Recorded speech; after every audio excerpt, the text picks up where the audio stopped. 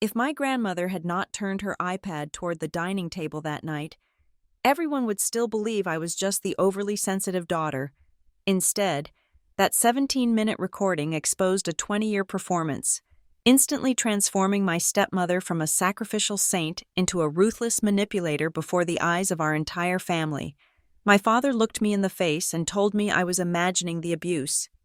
He was wrong. My name is Madeline Cross, and I am 32 years old. To the world outside of this suffocating suburb in Columbus, Ohio. I am a senior data analyst living in Seattle. I own a penthouse that looks directly out at the Space Needle, purchased with money I made from algorithms I wrote myself. I drive a car that costs more than my father's annual pension, and I manage a team of 15 people who listen when I speak because they respect my intellect. But here, in the driveway of the 2-story colonial house where I spent the darkest years of my adolescence, none of that matters. Here, I am just Madeline the office clerk. I am just Madeline the problem child. I am just the daughter who feels too much. I sat in my rental car, the engine idling to keep the freezing December air at bay. My knuckles were white as I gripped the steering wheel, staring at the text message glowing on my phone screen. It was from my father, Eric. You do not need to make a scene. Stepmom is only giving you constructive feedback. You are always so sensitive. I read the words over and over until they blurred into a single, jagged line of pain. Sensitive, that word, that weapon. It was not a descriptor. It was a dismissal. It was the convenient rug under which my family had swept 20 years of emotional debris. Every time Valerie made a comment about my weight, my job, or my lack of a husband, and I dared to show a flicker of hurt, that word was waiting for me. It was the shield my father used to protect his wife, and the sword he used to cut me down. Just 2 hours ago, I had walked into that house with a foolish, fragile hope. It was supposed to be a reconciliation dinner. I had flown 2,000 miles from Washington to Ohio because my father had begged me to come. "Let us have a nice meal," he had said on the phone. "Valerie wants to make peace." But peace, in the Cross household, always came with a surrender clause, and I was the only one expected to sign it. The dining room had been set with the good china, the plates with the gold rims that were usually reserved for Thanksgiving. The air smelled of roast beef and the cloying, artificial scent of Valerie's vanilla candles. I sat at my usual spot, the one furthest from the kitchen, while Valerie sat to my father's right, and my stepbrother, Austin, sat opposite her. Grandma Ruth, my father's mother, was tucked away in the corner of the room in her wheelchair. A plate of mashed potatoes balanced on her lap because there was not enough room at the main table. She had her iPad propped up on a small stand on the bookshelf next to her, aiming it toward the window. She had told everyone she was video calling her friend, Margaret, at the nursing home to show her the snow falling outside. No one paid her any mind. In this house, Grandma Ruth was treated much like me, as background noise, easily tuned out. The ambush began before the appetizers were even cleared. "We are just worried about your trajectory, Madeline," Valerie had said, wiping the corner of her mouth with a linen napkin. Her voice was soft, laced with that performative sweetness that made outsiders think she was a saint. "You are 32. You are living alone in a city that is so expensive, doing whatever it is you do with computers.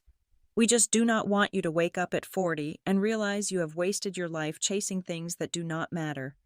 "I am happy, Valerie," I had replied, keeping my voice steady.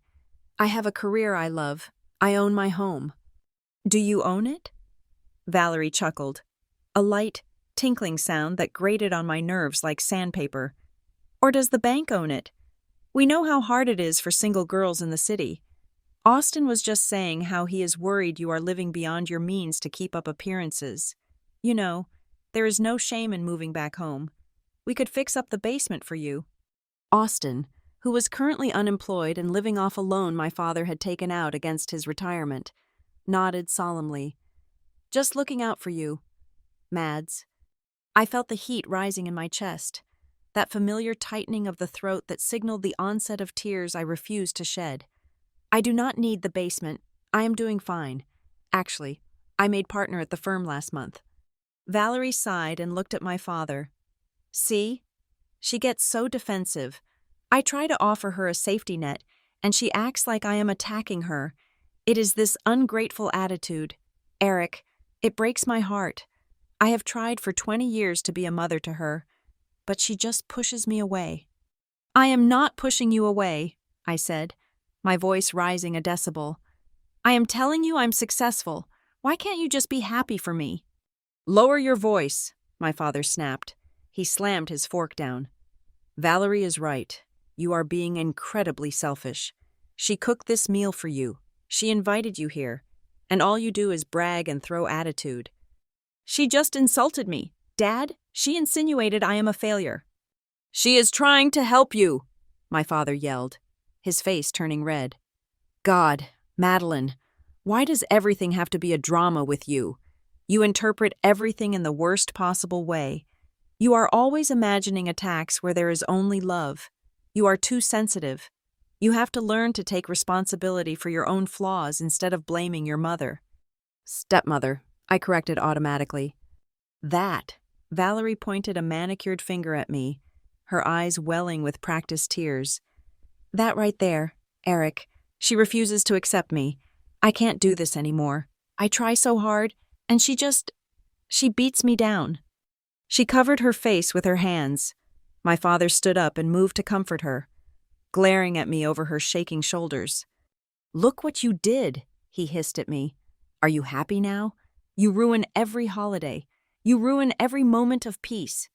I stood up. My legs felt heavy, like they were filled with lead. I looked at my father, really looked at him. I saw the lines of age on his face, but mostly, I saw the weakness. I saw a man who would rather sacrifice his daughter's sanity than confront the woman who controlled his life. I wanted to scream. I wanted to flip the table. I wanted to list every single achievement I had earned without their help, every dollar I had made, every award sitting on my mantle in Seattle. But I knew it would not matter. In their narrative, I was the villain. Any reaction from me would only serve as proof of my instability. So I swallowed the scream. I pushed it down deep, into that cold, dark place where I stored all my childhood traumas. I understand, I said. My voice was terrifyingly calm. It sounded dead. I did not look at Valerie. I did not look at Austin, who was smirking into his wineglass. I turned and walked out of the dining room, past the living room, and toward the front door. As I passed the corner where Grandma Ruth sat, I saw her catch my eye. She didn't smile. She didn't look sad. She looked focused. Her finger was hovering over the screen of her iPad. She gave me a barely perceptible nod. I grabbed my coat and walked out into the snow, leaving the warmth of the house behind for the biting cold of reality. Now, sitting in the car, I read my father's text again. You just imagine things. My phone buzzed in my hand, startling me. I expected another barrage from my father, or perhaps a passive-aggressive guilt trip from Valerie using Austin's phone. But the name on the screen made my breath hitch. Grandma Ruth. I swiped the message open. It was short, devoid of the flowery emojis my father sometimes used to soften his blows. Go home and open your email. I just turned the camera. There was a small camera emoji at the end of the sentence. My heart hammered against my ribs. Grandma Ruth had always been a silent observer. She was dependent on my father and Valerie for her care, or at least, that was the dynamic they enforced. She rarely spoke up during the fights, usually feigning deafness or confusion. We had all assumed she was fading, her sharp mind dulled by age. I just turned the camera. The realization hit me with the force of a physical blow. She hadn't been calling Margaret. She hadn't been showing anyone the snow. I looked back at the house. The lights were warm and golden in the windows. Inside, they were probably congratulating themselves. Valerie was likely recovering miraculously from her tears, perhaps enjoying a slice of pie, telling my father how hard it was to love a damaged child like me. My father was likely nodding, drinking his scotch, telling himself he was a good man doing his best with a difficult daughter. They were safe in their shared delusion. They thought the story ended when I walked out the door. I put the car in gear and backed out of the driveway. My tires crunched loudly on the packed snow. I didn't look back. A cold, hard resolve was settling over me, freezing the tears before they could fall. "If you think I am imagining it, Dad," I whispered to the empty car, "then let us see what you think when the imagination is recorded in high definition." The drive to the airport usually took 40 minutes, but tonight the roads were slick with black ice, forcing me to drive slowly. The delay was agonizing. My mind raced, replaying the dinner, replaying the last 20 years, every birthday where my gifts were forgotten, every report card that was ignored while Austin's mediocrity was celebrated, every time I was told I was crazy, dramatic, hormonal, difficult, sensitive. I pulled into the rental car return lot, my hands trembling as I gathered my bags. I didn't wait until I was at the gate. I found a bench near the shuttle pickup, sheltered from the wind, and pulled out my phone. I opened my email app.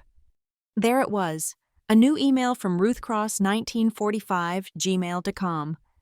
The subject line was stark and clinical, like a file label in a court case. Valerie versus Madeline. Family dinner, December 27th. Full recording. I tapped the email. There was no text in the body, just a link to a cloud storage file. My grandmother, the woman who supposedly struggled to use the television remote, had managed to upload a large video file to the cloud. I clicked the link. The video player loaded. The timestamp showed the duration, 17 minutes and 42 seconds. I plugged in my earphones and pressed play. The video quality was startlingly clear. The iPad must have been a newer model than I realized. The angle was perfect. From her spot in the corner, Grandma had captured the entire dining table. You could see my father's profile clearly. You could see Austin slouching. You could see me, my back straight, tension radiating from my shoulders. But most importantly, you could see Valerie. Because the camera was slightly behind her and to the side, it captured the face she made when my father wasn't looking. I watched, mesmerized and horrified, as the digital Valerie smiled a shark-like grin while her voice on the audio track sounded on the verge of tears. I fast-forwarded to the climax of the argument. "She is trying to help you," my father's voice boomed in my earphones. I watched myself on the screen. I looked small. I looked tired. But I did not look crazy. I did not look like I was overreacting. I looked like a person being cornered by wolves. Then, I saw the moment I left. I saw myself say, "I understand," and walk away. The recording didn't stop there. This was the part I hadn't seen. As soon as I left the frame, the atmosphere in the room shifted instantly. Valerie dropped her hands from her face. The tears vanished as if a switch had been flipped. She picked up her wine glass and took a calm sip. "Well," Valerie said, her voice completely normal, devoid of the trembling sorrow she had displayed seconds ago. "That went better than I expected. At least she is gone before dessert. I did not want to share the tiramisu." My father sighed, rubbing his temples. "You were a little hard on her, Val." "Oh, please, Eric," Valerie snapped, slicing a piece of meat. "I have to be hard on her. She is broken. If we do not push her, she will never change. Besides, did you see how she looked at me? Like she wanted to kill me. She is unstable. You need to stop coddling her." I know, my father muttered. "It is just exhausting." "It is," Valerie agreed. "But at least we don't have to deal with her again until Easter.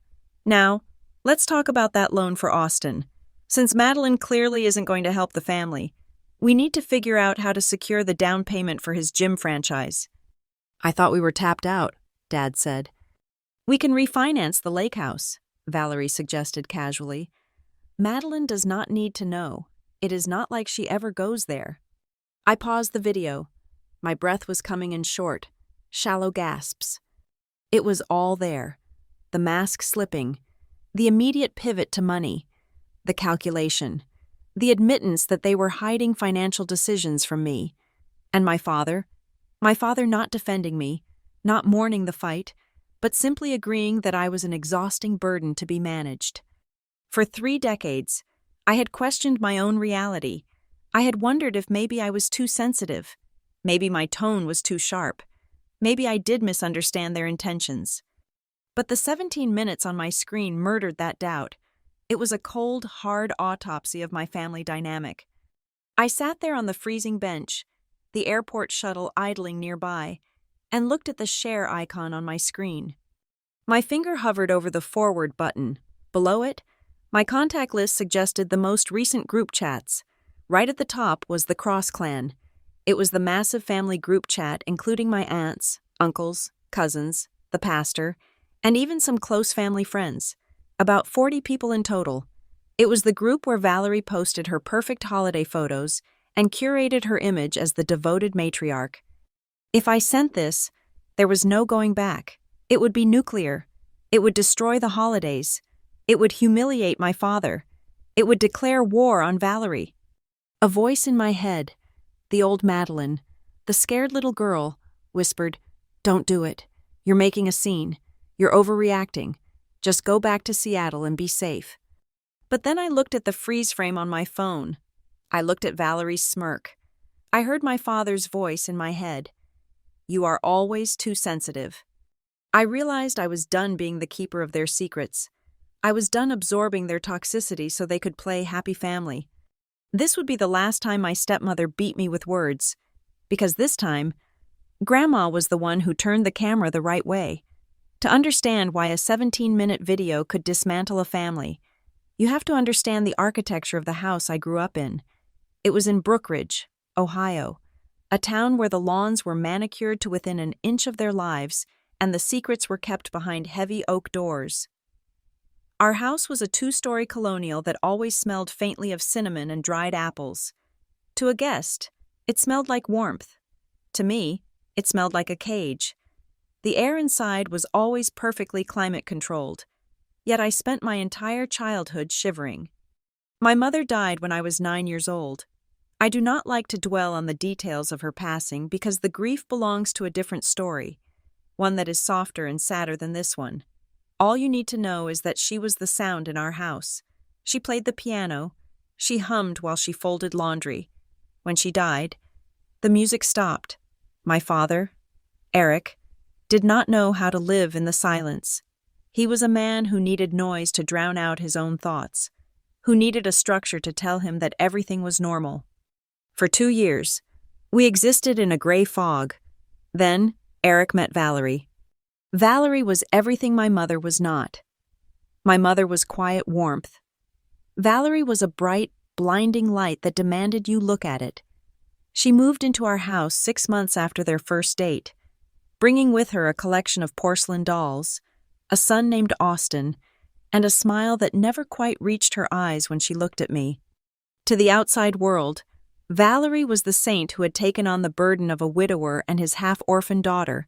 At church, people would squeeze her hand and tell her she was doing the Lord's work.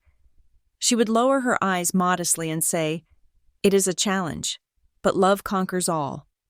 But inside the house, the love was rationed, and I did not have a coupon. Valerie never hit me. I want to be clear about that. There were no bruises, no broken bones, nothing that a school nurse could document. If she had hit me, perhaps my father would have believed me. Perhaps I would have had something to show him other than my own tears. Instead, Valerie used words. She used tone. She used a surgical precision to dismantle my reality piece by piece. It started small. It was a comment about my hair here, a sigh about my grades there. "You know, Madeline," she would say as I was getting ready for school, standing in the doorway of my bedroom, "that sweater really clings to your stomach. I am only telling you because I do not want the other kids to make fun of you. I am looking out for you." If I got upset and changed the sweater, she would laugh lightly. "Oh, honestly, you are so vain, always worrying about what people think." It was a game where the rules changed every time I made a move. If I spoke up, I was disrespectful. If I stayed silent, I was sullen. If I smiled, I was faking it. If I cried, I was manipulative. Then there was Austin. Austin was a year older than me, Valerie's son from her first marriage. In the narrative Valerie constructed, Austin was the golden boy, the easy child, the one who just fit. In reality, Austin was mediocre in school, lazy around the house, and possessed a cruelty that was all the more dangerous because it was casual. But in our house, Austin could do no wrong. I remember the first report card after they moved in. I had straight A's. Austin had mostly C's and 1 B in gym class. At dinner, my father looked at my report card and smiled. "Good job, Maddie," he said. Valerie immediately cleared her throat. "Austin got a B in gym," she announced, beaming as if he had won a Nobel Prize. "The coach says he is a natural leader. Grades are important, Eric, but social skills are what really matter in the real world. Madeline is so bookish. I worry she is going to end up isolated. Austin is just so well adjusted." By the end of the meal, the conversation had shifted entirely to Austin's leadership potential, and my academic excellence was reframed as a social deficit. I sat there, poking at my peas, feeling the pride drain out of me, replaced by the creeping suspicion that maybe she was right. Maybe there was something wrong with being smart. This dynamic crystallized during the holidays. Christmas in the Cross household was a production. Valerie insisted on a color-coded tree and matching pajamas for everyone. I was 12 years old the year the difference became impossible to ignore. I had asked for a telescope. I was obsessed with the stars, obsessed with the idea that there were worlds far away from Brookridge where I might belong. On Christmas morning, the living room was drowning in wrapping paper. Austin sat in the center of a pile of loot that would have made a prince blush. He got a brand new mountain bike, the kind with 18 gears and heavy-duty shocks. He got the latest gaming console. He got a leather jacket. My father watched him, grinning, caught up in the joy of being a provider. "And for Madeline," Valerie said, handing me a small, flat envelope. I opened it, my heart sinking before I even saw the contents. It was a coupon book for a local bookstore. Not a gift card, a book of coupons. Buy one, get one free on select paperbacks. 10% off hardcovers. I looked up, confused. "Thank you," I said, my voice small. "But is the telescope?" Valerie's face crumpled. "Oh, Eric, look at her face." She turned to my father, her voice trembling. "I scoured 3 towns to find those coupons, because I know how much she reads. I wanted to give her something practical, something she would actually use, and she looks at me like I gave her garbage." "I didn't say that," I protested, panic rising in my throat. I asked for the telescope." "Telescopes are expensive." "Madeline," my father said, his voice sharp, "you have to understand that we have a budget. You should be grateful Valerie thought of your hobbies." "But the bike," I pointed toward Austin, who was already trying to wheel his $1,000 gift into the kitchen. "The video games, those cost hundreds of dollars." "Stop counting other people's blessings," Valerie snapped, dropping the act for a split second before recovering her composure. "Austin needs the bike for exercise. He is an active boy. You just sit in your room. Why would we spend that kind of money on something you will look at twice and then forget?" "That is not fair," I shouted. It was the first time I had really raised my voice. "You spend all the money on him. You treat him better." The room went silent. My father's face turned a shade of purple I knew well. But it was Valerie who delivered the killing blow. She didn't yell. She just sat down on the sofa and put her head in her hands. "I try so hard," she sobbed. It was a dry, heaving sound. "I try to treat them equally. I try to love her like my own. But she hates me, Eric. She just hates me. She counts every penny because she thinks I'm stealing from you." "That is not true," I cried, looking at my father, begging him to see the logic, the math, the undeniable fact of the mountain bike versus the coupons. "Dad, look at the pile. Just look at it." My father didn't look at the pile.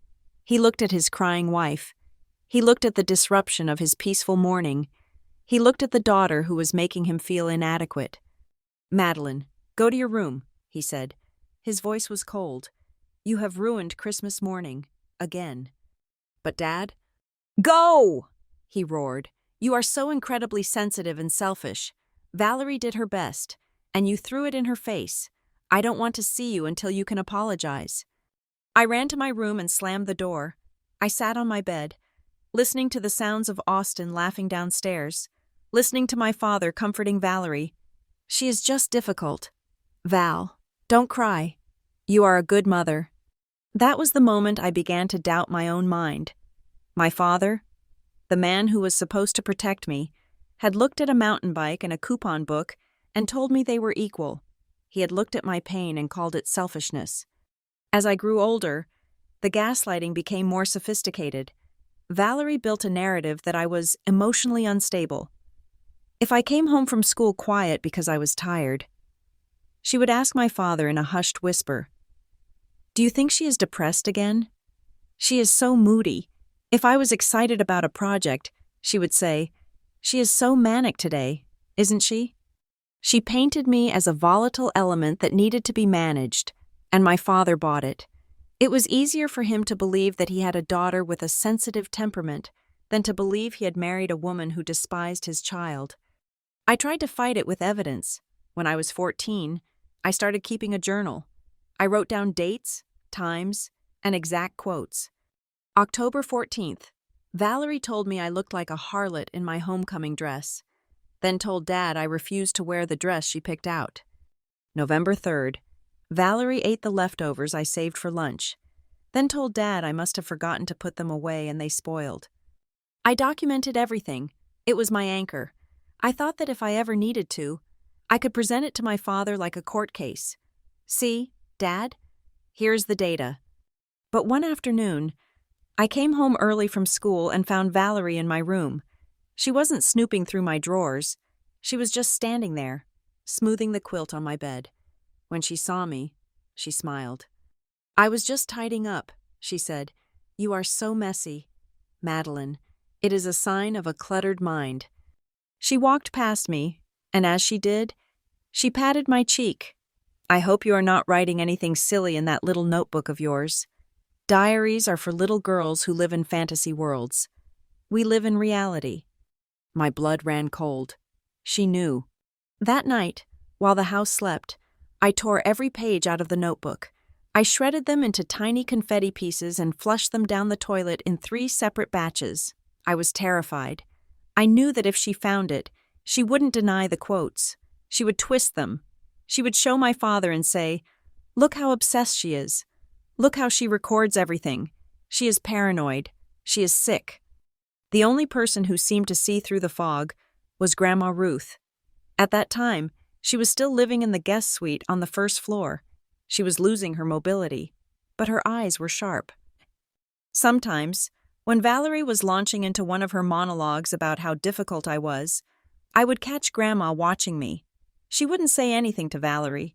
She was dependent on them for housing and care, and she knew better than to bite the hand that fed her, but she would catch me in the kitchen later.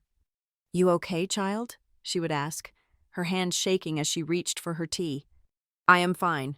Grandma," I would say, automatically. "She has a sharp tongue," Grandma would mutter. "Some people use words like knives because they are too cowardly to use their fists." But whenever Grandma tried to defend me in front of my father, Valerie was ready. "Mom is getting confused again. Eric," Valerie would say with a sympathetic sigh. "She thinks I was yelling at Madeline, but I was just asking her to take out the trash. It is the dementia starting. We need to be patient with her." So Grandma was labeled senile, just as I was labeled sensitive. We were 2 witnesses whose credibility had been systematically destroyed by the same prosecutor. I learned to survive by making myself small. I learned that my feelings were not valid currency in this house. I learned that if I cried, I lost. If I argued, I lost. If I existed too loudly, I lost. My father would look at me with those tired, pleading eyes and say, "Why can't you just get along? You are too sensitive. Madeline, you make mountains out of molehills." He didn't realize that the molehills were actually graves where I was burying parts of myself just to keep the peace. Looking back now, from the safety of my penthouse in Seattle, I realize the brilliance of their strategy. Before a woman is called too sensitive, there is usually an entire system built around her to ensure that the invisible cuts she endures leave no evidence. They hurt you in private, deny it in public, and then point to your reaction as proof of your madness. My childhood was not a war zone. It was a cold room where the oxygen was slowly sucked out, day by day, while my father stood by the window and told me to breathe deeper. By the time I turned 16, I realized that I was fighting a war I was mathematically destined to lose. For years, I had operated under the naive assumption that truth was a defense. I thought that if I could just explain myself clearly enough, if I could just present the facts of a situation, my father would see that Valerie was lying or that Austin was being cruel. I thought that justice was a natural law, like gravity. I was wrong. In the Cross household, truth was malleable. It was a clay that Valerie sculpted to fit the shape of her own insecurities, and my father was the kiln that fired it into hard, unchangeable reality. Every time I spoke up, every time I tried to defend myself, I was just providing them with more ammunition. My voice was not seen as a tool for communication. It was seen as a siren of hysteria. There she goes again, they would say, overreacting, too sensitive, loud. So, somewhere around my junior year of high school, I changed my strategy. I stopped talking. I did not become mute. Of course, I answered when spoken to. I said please and thank you. But I stopped sharing. I stopped bringing my bruises to the people who were holding the hammers. I retreated into myself, building a fortress of silence where I could be safe. And inside that fortress, I found a new language. Data. It started in an AP statistics class. We were analyzing the budget of the student council for a class project. Most students were just plugging numbers into the formulas to get the grade. But as I looked at the rows and columns, I saw a pattern. I saw discrepancies. I traced the expenditures back and realized that the funds allocated for the spring fling decorations were mathematically impossible given the inventory in the storage closet. I built a spreadsheet. I color-coded the variances. I presented it to my teacher, Mr. Henderson, not as an accusation, but as a puzzle I had solved. He was stunned. It turned out the class treasurer had been skimming cash for personal use. The school administration got involved, and the money was recovered. I felt a rush of pure, clean power. I had used objective reality to cut through a lie, and the numbers had not let me down. I made the mistake of telling my family about it at dinner that night.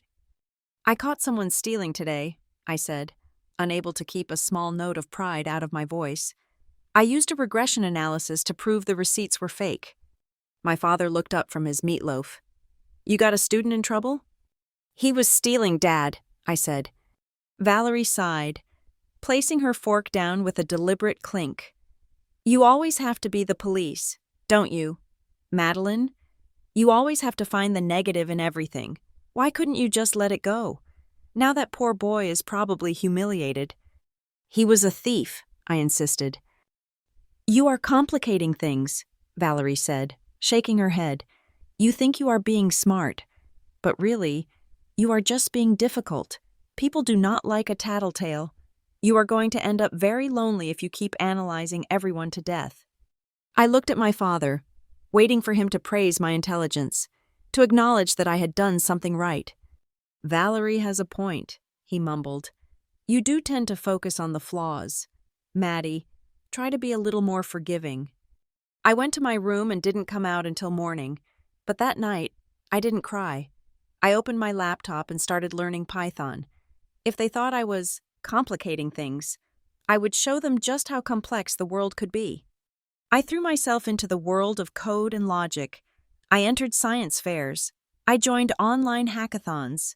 I found a community of people on forums who didn't care if I was sensitive or difficult, as long as my code compiled. My senior year, I won the state coding championship. It was a huge ceremony in Columbus.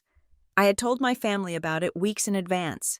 I had put the date on the refrigerator calendar in red marker. The morning of the competition, Austin announced that he had a preseason basketball scrimmage. He sat on the bench for the junior varsity team. He played, on average, 3 minutes per game.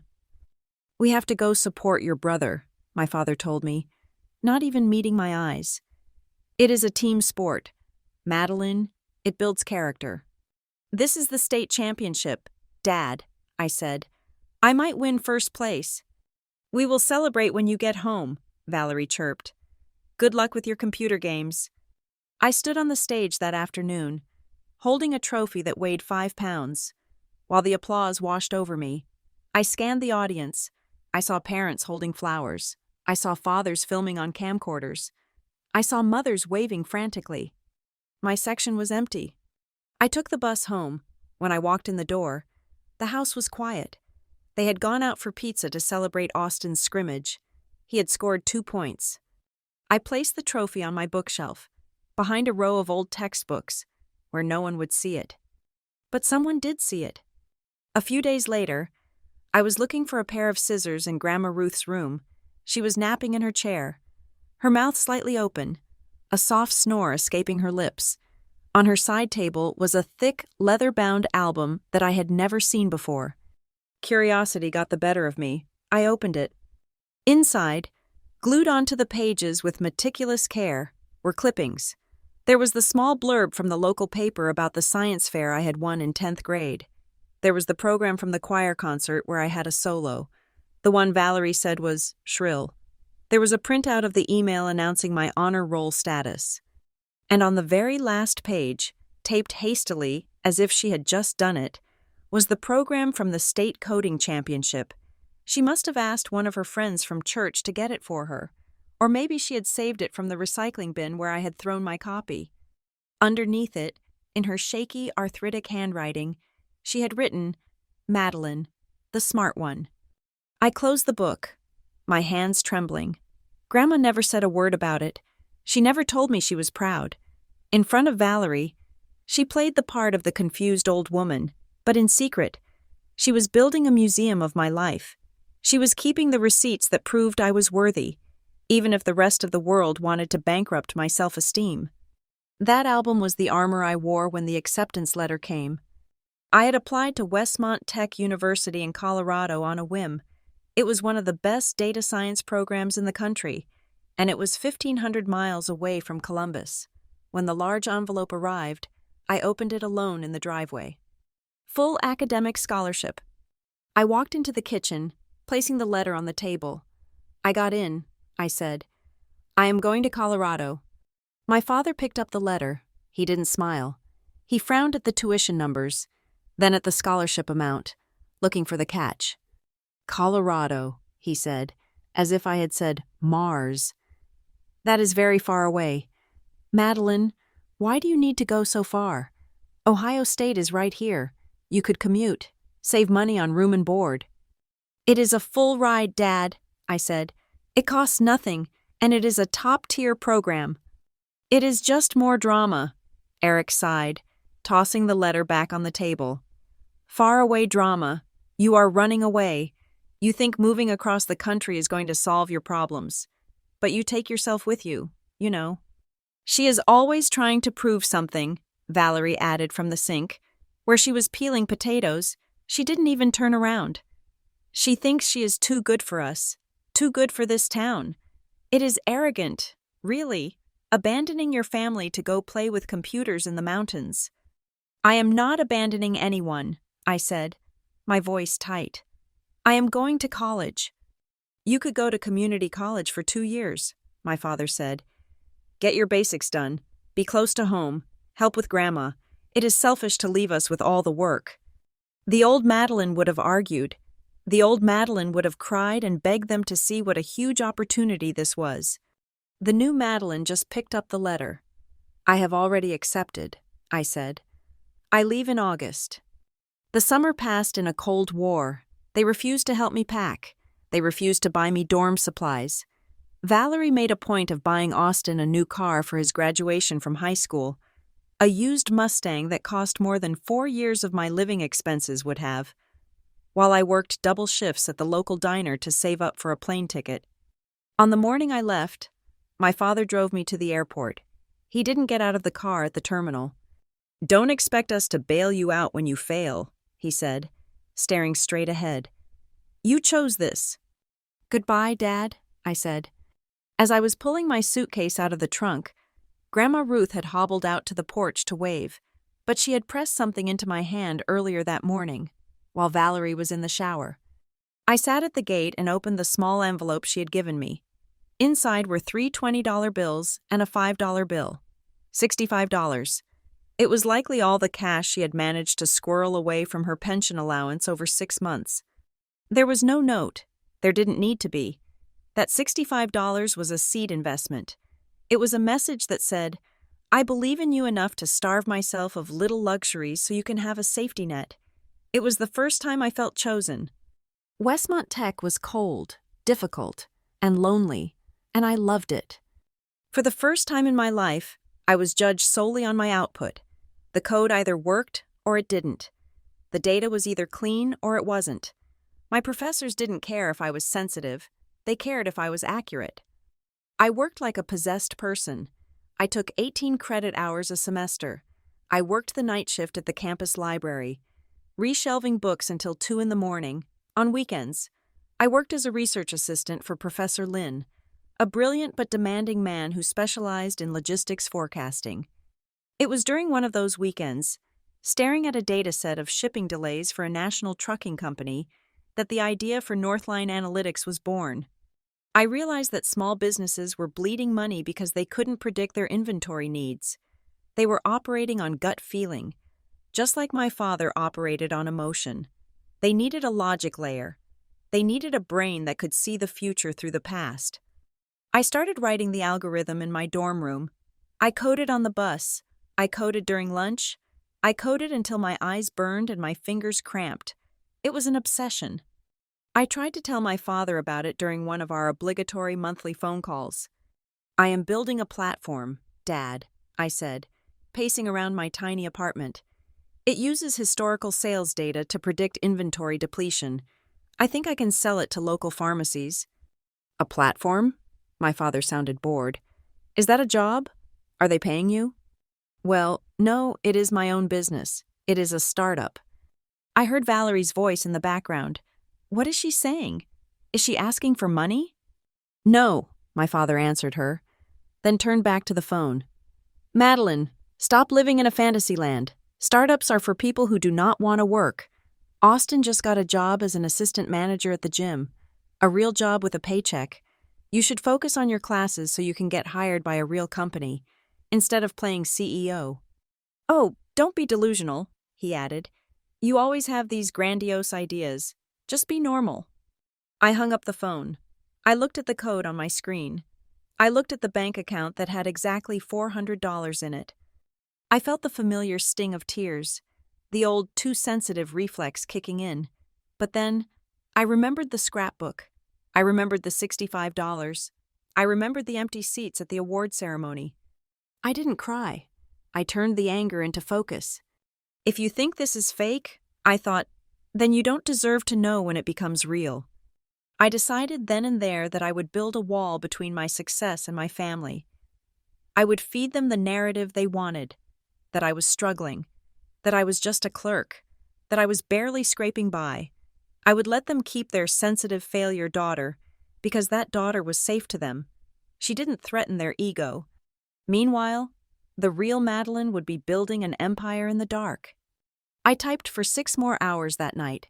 When I finally fell asleep on top of my keyboard, the sun was coming up over the mountains. I was exhausted. I was broke, and I was alone. But for the first time, the silence in my head wasn't empty. It was filled with the hum of servers and the quiet, rhythmic poetry of a future that belonged only to me. If they had decided not to see me, I would build a future in the one place they could not reach, in the data, in the numbers that knew how to respect my effort. The year after I graduated, I disappeared into the thin air of Denver, Colorado, to my family. This silence was interpreted as failure, or perhaps just the typical flakiness they expected from me. In reality, I was building the engine that would eventually run over their entire narrative. I formally incorporated Northline Analytics on a Tuesday morning in a shared workspace that smelled perpetually of roasted coffee beans and ambition. My office was a glass cube barely large enough for a desk and a secondhand sofa. but to me, it was a sanctuary. I did not have investors. I did not have a safety net. I had the $65 Grandma Ruth had given me, multiplied by 4 years of obsessive saving from my library wages, and a singular burning desire to never ask Eric Cross for a penny. My first client was a chain of independent pharmacies struggling with inventory waste. They were throwing away thousands of dollars in expired medication every month because their ordering system was based on intuition rather than evidence.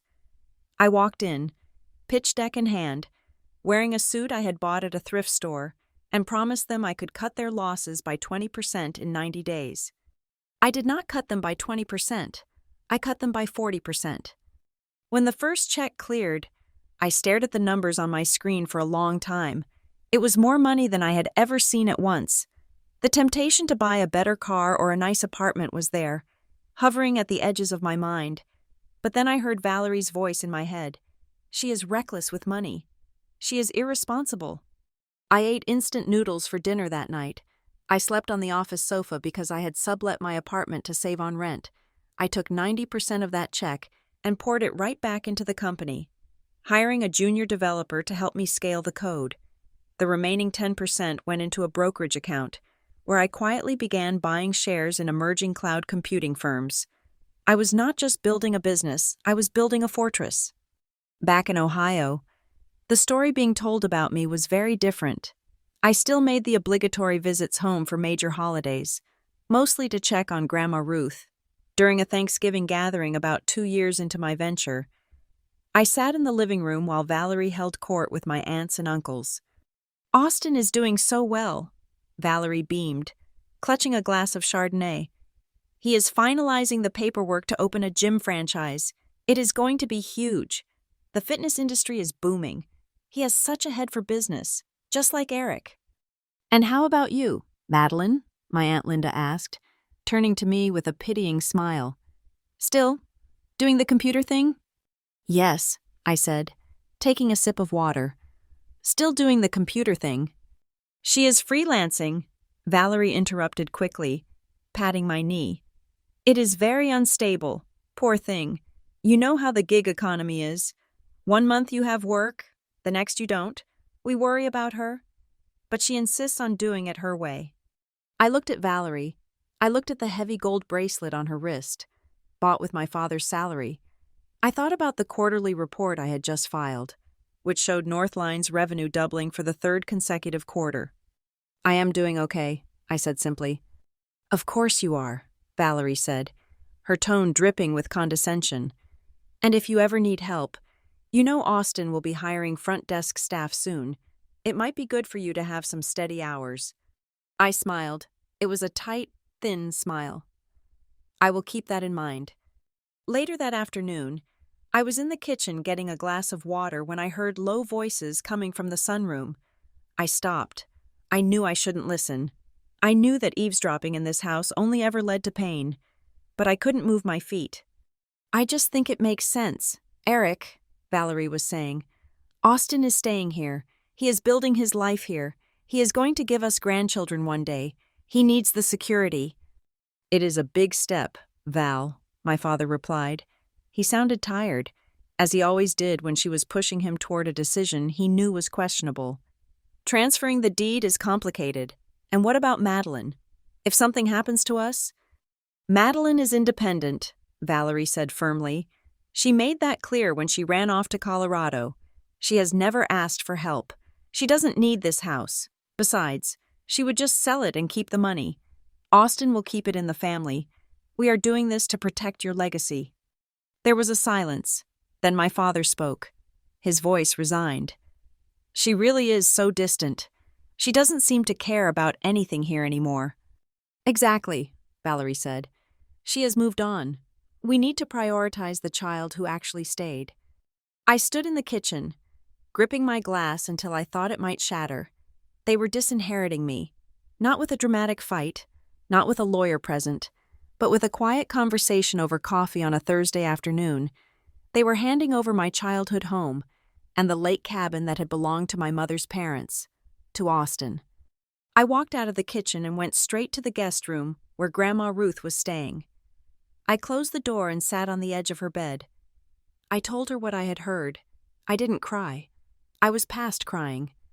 Grandma Ruth didn't look surprised. She continued knitting, her silver needles clicking a steady rhythm. "Let them do it," she said, her voice low and raspy. "But Grandma," I whispered, "it is Mom's house too. It is not fair." "Fair is a word for children," Grandma said, looking up at me over her spectacles. "You are not a child anymore. Listen to me. There are things people sign away when they are arrogant that they will beg to have back when they are desperate. Austin is a fool with money, and Valerie is a fool with pride. That is a dangerous combination." She reached out and squeezed my hand. Her grip was surprisingly strong. "You keep your hands clean. Madeline, you keep your head clear. Let them sign the papers. Let them think they have won. The wheel turns slowly, but it grinds fine." I took her advice. I went back to Denver and I worked until my fingers bled. 6 months later, the breakthrough happened. A regional supermarket chain with 200 locations was facing a crisis with their perishable supply chain. They agreed to a pilot program with Northline. Within the first year, my algorithm saved them $4 million in waste. The news traveled fast in the industry. Suddenly, I wasn't begging for clients. They were calling me. We signed 3 more major contracts in the next quarter. Northline Analytics went from a scrappy startup to a valuation that made my accountants sweat. I moved the headquarters to Seattle to be closer to the tech talent pool. I stopped sleeping on the couch. I bought a penthouse in downtown Seattle. It was on the 42nd floor, with floor-to-ceiling windows that looked out over the Puget Sound and the Space Needle. It was sleek, modern, and quiet. But I didn't buy it as Madeline Cross. I bought it through a limited liability company called Veritas Holdings. I did not want my address public. I did not want my family to know. I had become addicted to the anonymity. There was power in being underestimated. Back in Ohio, the wheel Grandma had predicted was beginning to turn. Austin's gym franchise opened with a lot of fanfare and very little business sense. He hired his friends. He spent too much on marketing and not enough on equipment maintenance. Within a year, he was bleeding cash. Valerie and Eric had already transferred the deed of the house to him. Just as they planned. They thought they were giving him an asset. In reality, they gave him a lifeline to strangle himself with. When the gym started failing, Austin didn't cut costs. He doubled down. He took out a second mortgage on the house, then a third. He convinced my father to co-sign on business loans, using the lake cabin as collateral. I knew all of this because I had hired a private investigator to keep tabs on the public records. It wasn't stalking. It was risk assessment. I needed to know when the collapse was coming. It happened on a rainy Tuesday in November. The bank that held Austin's distressed debt bundled it with a package of other high-risk loans and put it up for sale on the secondary market. It was a common practice for regional banks looking to clean up their balance sheets. My lawyer called me. "The package is available," he said. "It includes the primary residence in Brookridge and the vacation property on Lake Erie." "Buy it," I said. "Madeline," my lawyer warned, "you understand that this makes you the creditor. If they default, you are the one who has to foreclose. It is messy." "I am not buying it to foreclose today," I said, looking out at the rain streaking my windows. "I am buying it so that when the day comes, I am the one sitting across the table. Buy it, use the investment fund, keep my name off the paperwork." By the end of the week, Veritas Holdings owned the debt on my childhood home. My father and stepmother were living in a house that effectively belonged to me, and they didn't even know it. The contrast between my two lives became almost comical. In Seattle, I was being profiled in industry magazines. There was a glossy spread in a tech journal titled "The Data Whisperer: How Madeline Cross is Reinventing Logistics." I was invited to speak at conferences. I wore tailored suits and watches that cost more than Austin's car. In Ohio, I was still the pitiable freelancer. "We are just glad she is paying her rent," I heard Valerie tell a cousin at a summer barbecue. "She sends these little gifts sometimes, but we tell her to save her money. She probably needs it more than we do." I had sent them a $1,000 espresso machine for Christmas. Valerie had put it in the garage because she said it was too complicated, and she preferred her drip coffee. Only Grandma Ruth noticed the cracks in the facade. During that same visit, I was sitting on the porch with her. I was wearing a vintage Cartier tank watch. I had told Valerie I found it at a flea market for $20. Grandma Ruth took my wrist. She didn't look at the watch face. She looked at the clasp. She ran her thumb over the hallmark stamped into the gold. She knew quality. She had grown up in a time when things were made to last. "A flea market," she said, her eyes twinkling. "A very good flea market," I replied softly. She hummed, a sound of deep satisfaction. Later that day, I saw her cutting the article about me out of the tech journal. I hadn't given it to her. She must have asked one of the orderlies at the nursing home to find it online and print it for her. She sat in her corner, carefully trimming the edges of the paper with her sewing scissors. She opened the leather album. It was thicker now. There were pages and pages of my life that my father had never seen. She glued the article in, right next to a picture of Austin's failing gym that she had clipped from the local paper's business openings section, a section that now seemed like a cruel joke. "Why do you keep these, Grandma?" I asked, standing in the doorway. She didn't look up. She smoothed the paper down, ensuring there were no wrinkles. "Because," she said, her voice steady as a rock, "memory is a fickle thing. Madeline, people like Valerie, they rewrite history every morning to suit their mood. They paint over the truth until they believe the lie themselves." She closed the book with a heavy thud. "One day, the paint will peel," she said.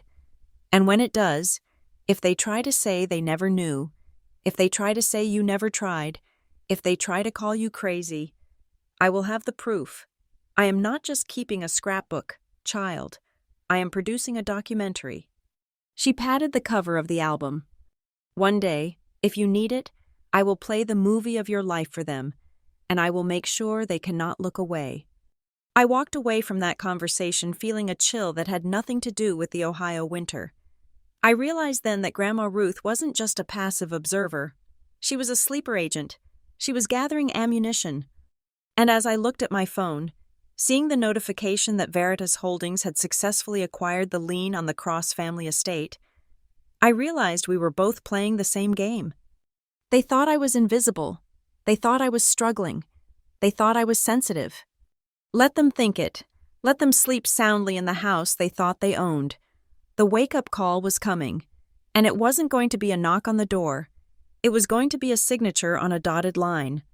The cracks in Valerie's carefully constructed reality began to show on a Tuesday afternoon in early December, and ironically, it started with a platform she barely understood: LinkedIn.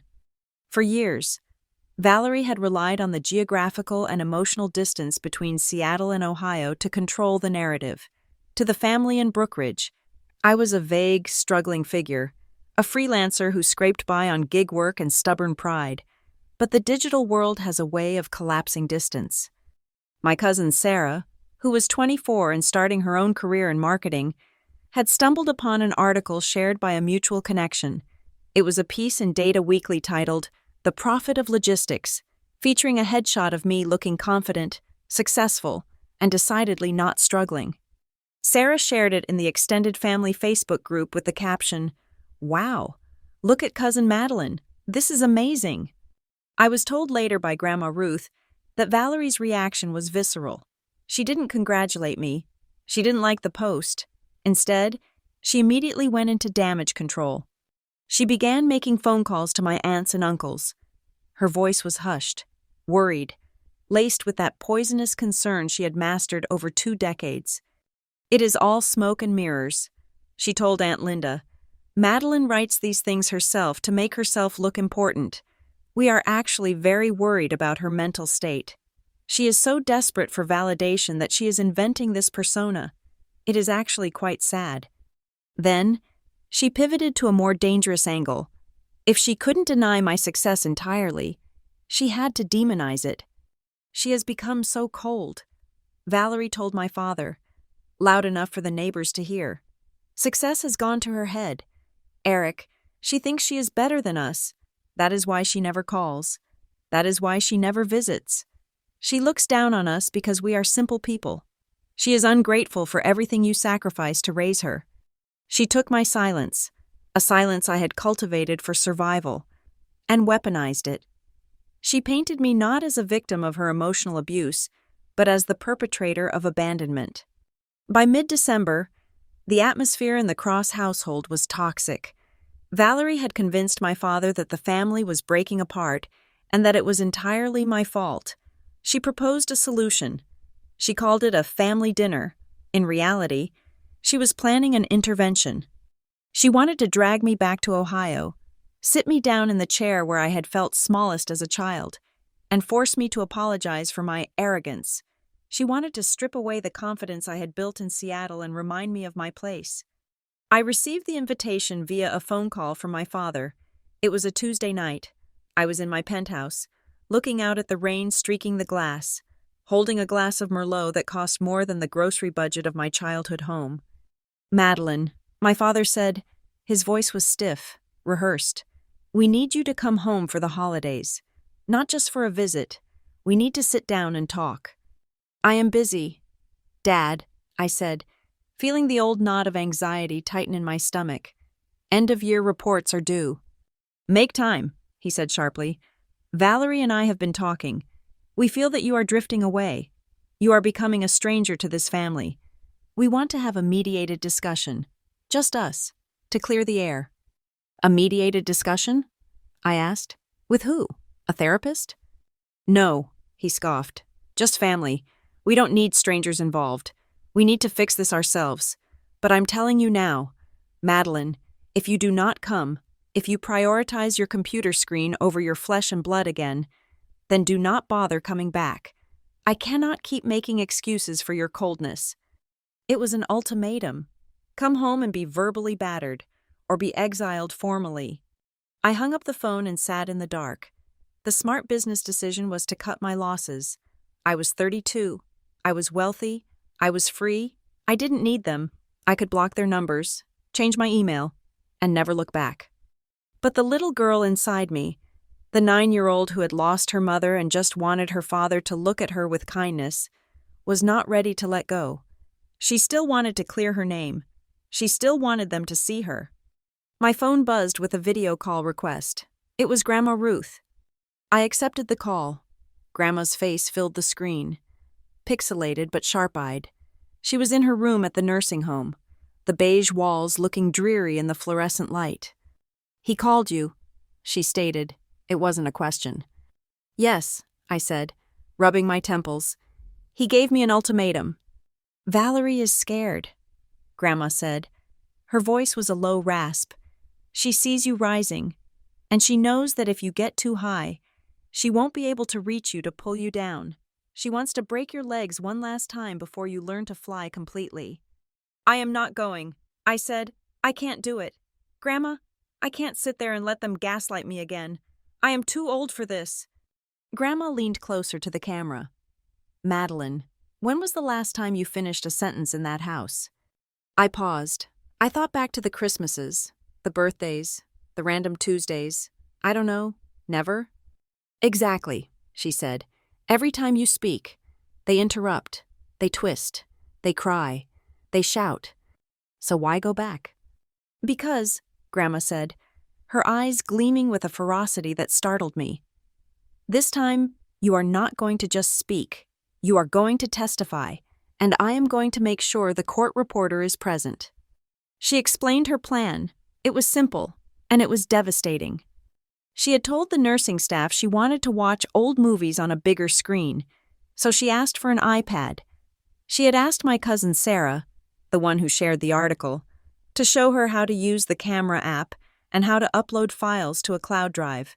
She played the confused old lady perfectly, asking Sarah to explain it 3 times until she had memorized every step.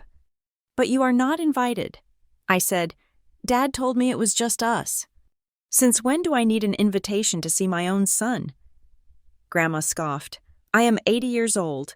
I can play the senile old woman who forgot the dates card better than anyone. I will be there." She looked at me through the screen, her expression softening. Madeline, I am not asking you to go back there to fight. I am asking you to go back there to let them defeat themselves. All you have to do is let them be exactly who they are. I will handle the rest. I booked a first-class ticket to Columbus. The flight was a blur of anxiety. I drank sparkling water and tried to focus on a spreadsheet, but the numbers kept swimming before my eyes. I was walking into a trap, and I knew it. But for the first time, I wasn't walking in unarmed. I landed in Columbus on December 27th. The air was biting cold, the kind that settles in your bones. I did not stay at the house. I checked into a boutique hotel downtown. It was a small act of rebellion, a way of asserting that I was a guest, not a dependent. When I texted my father that I was staying at a hotel, he replied, "Waste of money, just like you. We expected you here at 4. I arrived at the house at 5. I wanted them to be waiting. I wanted to disrupt their schedule just enough to unsettle Valerie. When I pulled into the driveway, I saw a car I didn't recognize. It was my cousin Sarah's sedan. I walked up the path, my heels clicking on the frozen pavement. The wreath on the door was perfectly symmetrical. The windows were glowing. It looked like a postcard of the American dream. I knew it was a haunted house. I opened the door. The heat hit me first, then the smell of vanilla candles. "She is here!" Valerie's voice rang out from the kitchen. She appeared in the hallway, wearing a cashmere sweater and an apron that looked pristine. "You are late, Madeline. We were worried you got lost." "I know the way," I said, taking off my coat. My father walked out of the living room. He didn't hug me. He looked me up and down, frowning at my tailored coat, my leather boots. "You look expensive," he said. It wasn't a compliment. "I work hard," I replied. "Well, come in," Valerie said, gesturing to the dining room. "We have a lot to discuss." As I walked into the dining room, I stopped. There, sitting in the corner in her wheelchair, was Grandma Ruth. She looked frail. She was wrapped in a thick shawl, her hands resting on her lap. On the bookshelf next to her, propped up on a small metal stand that was usually used for cookbooks, was the iPad. "Mom?" Eric looked confused. "What are you doing here? I thought you were staying at the center tonight." Grandma Ruth looked up, blinking slowly behind her thick glasses. "Oh, Eric, is it Tuesday? I thought it was Wednesday. Sarah said she was coming this way, and I just wanted to see the baby." "There is no baby. Mom," Valerie said, her voice tight with annoyance. "And it is Tuesday. We are having a private family dinner." "Well, I am already here," Grandma said, her voice trembling just enough to sell the performance. "I can't go back out in the cold. My joints hurt. Just let me sit here. I won't bother you. I will just call Margaret on this computer thingy and show her the snow." Valerie looked at Eric. I saw the calculation in her eyes. Kicking out an 80-year-old woman in a wheelchair would look bad. Even for her. It would disrupt the narrative of her being the benevolent caretaker. "Fine," Valerie sighed, the mask of patience slipping back into place. "But please keep it down. Mom, we are having a serious conversation with Madeline." "I won't say a peep," Grandma promised. I sat down at my assigned seat. The table was set for 4. Me, Dad, Valerie, and Austin. Austin was already eating a bread roll, looking at his phone. He barely looked up when I sat down. "Hey, Mads," he grunted. "Here you are big time now." "Hello, Austin," I said. The tension in the room was palpable. It was a physical weight. My father sat at the head of the table, clasping his hands. Valerie sat to his right. I was isolated on the left. "Let's eat first," Valerie said, playing the gracious hostess. "Then we can talk." As she turned to head into the kitchen to get the roast, I looked over at Grandma Ruth. She wasn't looking at me. She was looking at the iPad. Her gnarled fingers were hovering over the screen. She wasn't calling Margaret. She wasn't opening Netflix. She tapped the screen 3 times, just as Sarah had taught her. Camera, video, record. She adjusted the stand slightly, nudging it with her knuckles so that the lens angled away from the window and pointed directly at the center of the dining table. It was a perfect frame. It captured my father's stern face, Valerie's empty chair, and my own stiff posture. She looked up and caught my eye. She didn't wink. She didn't smile. She just mouthed a single word. Action. Valerie returned with the platter of roast beef, placing it in the center of the table with a heavy thud. She sat down, smoothed her napkin over her lap, and looked at me with a smile that didn't reach her eyes. So, she began, her voice dripping with false sweetness, shall we start with why you haven't returned your father's calls for 3 months? I took a deep breath. The camera was rolling. The stage was set. Sure, I said, my voice steady. Let's talk about it. Grandma Ruth adjusted her shawl, leaned back in her wheelchair, and whispered to herself, barely loud enough to be heard over the clinking of silverware. Okay, Valerie. This time, let the camera be the sensitive one for her. The dining room looked like a centerfold from a lifestyle magazine. The mahogany table had been polished until it reflected the flickering light of the tapered candles Valerie had arranged in the center. The air was heavy with the scent of vanilla and the savory, rich smell of the pot roast that sat untouched on the sideboard. To an outsider, it was a tableau of suburban perfection. To me, it was a courtroom, and I had been brought in without a lawyer. The seating arrangement told the entire story of my place in this family. My father sat at the head of the table, the judge in his high-backed chair. Valerie sat to his right. The prosecutor, Austin, sat opposite her, the golden child, slouching in his seat and picking at a loose thread on the tablecloth. Grandma Ruth was relegated to the far end of the table in her wheelchair, looking small and fragile. And then there was me. I had been placed in the chair closest to the kitchen door, the spot usually reserved for the person who clears the plates. I was physically distant from my father, separated by 4 feet of empty wood and an ocean of unspoken resentment. Valerie began the proceedings not with a shout, but with a sigh. She picked up her wine glass, swirled the red liquid, and looked at me with eyes that glistened with performative concern. We are just so glad you finally made time for us. Madeline, she said softly, I know your life in Seattle is very busy, but I have to be honest. Your father and I have been sick with worry. You have become so distant lately. You never call. You missed Thanksgiving. You missed Easter. It feels like you're trying to erase us. I gripped my napkin under the table. I didn't miss them on purpose. Valerie, I was working. I told you. I had client meetings that couldn't be moved. My father cleared his throat. He didn't look at me. He looked at the carving knife he was using to slice the meat. Work, he scoffed. You always have work. Madeline, when you were in college, it was exams. Now it is clients. It is always something. You treat your family like an obligation you are trying to get out of. It is not an excuse, Dad, I said, trying to keep my voice level.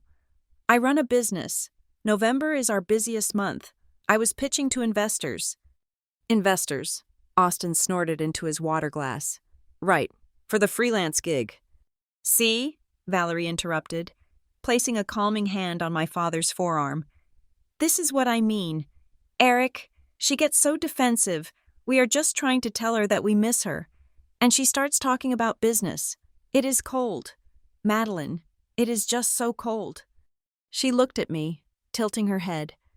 I have tried for 20 years to be a mother to you. I have cooked for you. I have cleaned up after you. I have tried to include you, but you have always built these walls.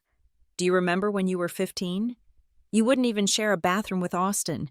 You put a lock on your bedroom door. Who does that? Who locks their family out? The memory hit me like a physical slap. I had put a lock on my door because Austin used to come into my room when I was at school and read my diary, or borrow my saved cash. I had refused to share a bathroom because he would leave it filthy on purpose. I locked the door because I wanted privacy, I said, my voice tightening. Austin was going through my things. He was a child. Valerie's voice rose an octave, sharp and piercing. He was curious. But you made him feel like a criminal. You have always done that. You paint yourself as the victim and everyone else as the villain. You are so selfish. Madeline, You only think about your own comfort, never about how your actions make people feel. I looked at my father, begging him silently to intervene, to remember the times I had come to him crying because my things were broken or missing. He finally looked up. His eyes were hard. Valerie is right. Madeline, you hold on to these grudges. You are 32 years old, and you are still bringing up things from high school. No one in this house is against you. You are just reacting excessively. You have always been this way. I am not reacting excessively, I said, feeling the familiar burn of frustration behind my eyes. I am responding to what she is saying. She is rewriting history. Stop it, my father snapped. He slammed his hand on the table, making the silverware jump. Stop attacking her. She is trying to help you see yourself clearly. You are so sensitive.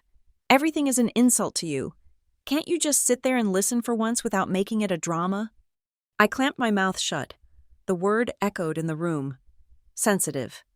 I looked down at my empty plate. From the corner of my eye, I saw the small black eye of the iPad lens on the bookshelf. It was unblinking. It was indifferent. It was capturing the way my shoulders slumped. It was capturing the way Valerie smiled a tiny, triumphant smile when my father raised his voice at me. Grandma Ruth shifted in her chair. She let out a small, confused noise. "Why are you yelling at the girl, Eric?" she asked, her voice quavering. "She hasn't even eaten yet. It sounds like you are being awfully hard on her. She is just sitting there." Valerie whipped her head toward the end of the table. The mask of the sweet daughter-in-law slipped for a fraction of a second. "Stay out of this, Mom," Valerie snapped. "You don't know the whole story. You always coddled her. That is why she is like this. She is used to being favored. She thinks she can do no wrong because you always gave her candy when she cried." "I didn't give her candy," Grandma muttered. "I gave her a tissue." "She is spoiled," Valerie hissed, turning back to me. "That is the root of it. You think the world revolves around your feelings. You think you are too good for us." That was the breaking point. Not for me. I had broken years ago. But for the situation. I looked at Grandma Ruth. She was gripping the armrests of her wheelchair, her knuckles white.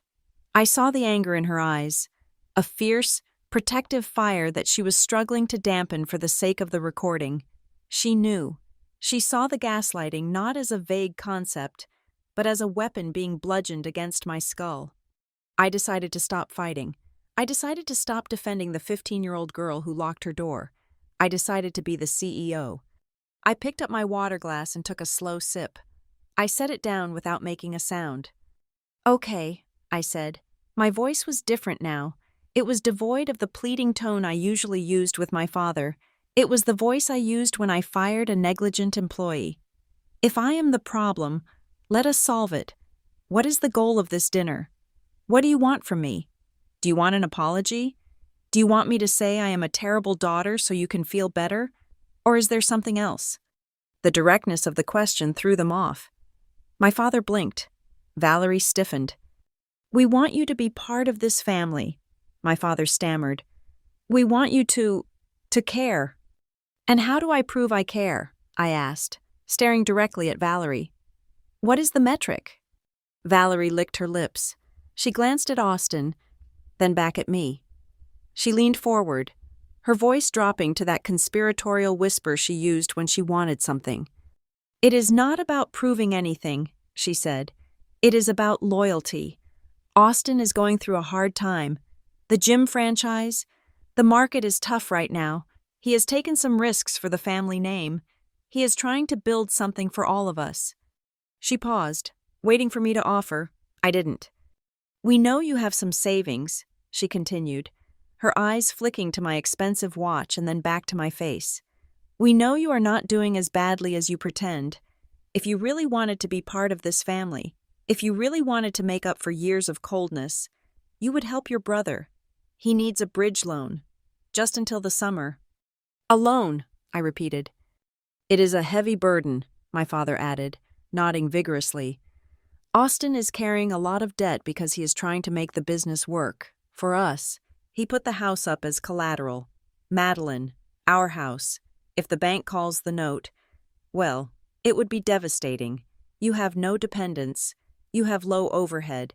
If you are successful, like you claim, then sharing a little is normal. It is what families do.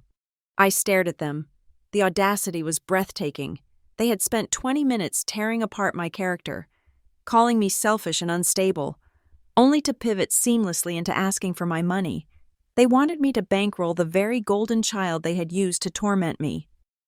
So, I said slowly, ensuring the iPad's microphone caught every syllable. You called me here, told me I'm selfish and difficult, and the solution to my character flaws is to give Austin money to pay off the debts he incurred gambling on a gym? It is not gambling, Austin shouted, slamming his fist on the table. It is business. You wouldn't understand. You just sit behind a computer. Austin, calm down. Valerie soothed him, then turned a glare on me. See? You are doing it again. You are twisting it. We are asking for support. We are asking you to step up. But of course, you make it about the money. You are so transactional. I am transactional? I asked. You are impossible, my father groaned. We are in a crisis. Madeline, we could lose the house, and you are sitting there judging us. You have to take responsibility. If you help Austin, it shows you trust us. It shows you are not just living in your own world. I looked at Grandma Ruth. She was staring intently at the iPad screen, ensuring the recording was still running. She gave me a tiny, almost imperceptible nod. We had it. We had the extortion attempt on tape. We had the proof that their love was conditional on my wallet. But Grandma didn't move to stop it yet. She was waiting. She knew Valerie better than I did. She knew there was always one last knife. I cannot give you the money, I said clearly. The silence that followed was absolute. Valerie's face transformed. The concern vanished. The mask of the weary mother dissolved. In its place was pure, unadulterated malice. She leaned back in her chair, crossing her arms. She didn't yell. She didn't scream. She smiled. It was a cold, pitying smile. I told you, Eric, she said to my father, her voice soft but carrying perfectly in the quiet room. I told you she wouldn't help. She wants us to fail. She wants you to lose the house. That is not true, I said. Valerie stood up. She walked over to my father and put her hands on his shoulders, looking down at me with an expression of utter disdain. You are broken. Madeline, she said. You have always been broken. That is why you are alone. That is why no one stays with you. You push everyone away because you are terrified that they will see who you really are. She leaned down, her face inches from my father's ear, but her eyes locked on mine. She spoke quietly, a stage whisper meant to be the final verdict on my life, unaware that the microphone 10 feet away was sensitive enough to pick up the drop of a pin. She always thinks she is the victim, Valerie whispered. But look at her. She is cold as ice. If she ever tries to tell anyone what happened here tonight, who would believe her? Everyone knows she is just the daughter who is too sensitive. Everyone knows she imagines things. My father looked at me, and then he looked away. He didn't defend me. He patted Valerie's hand. I know, Val, he said. I know.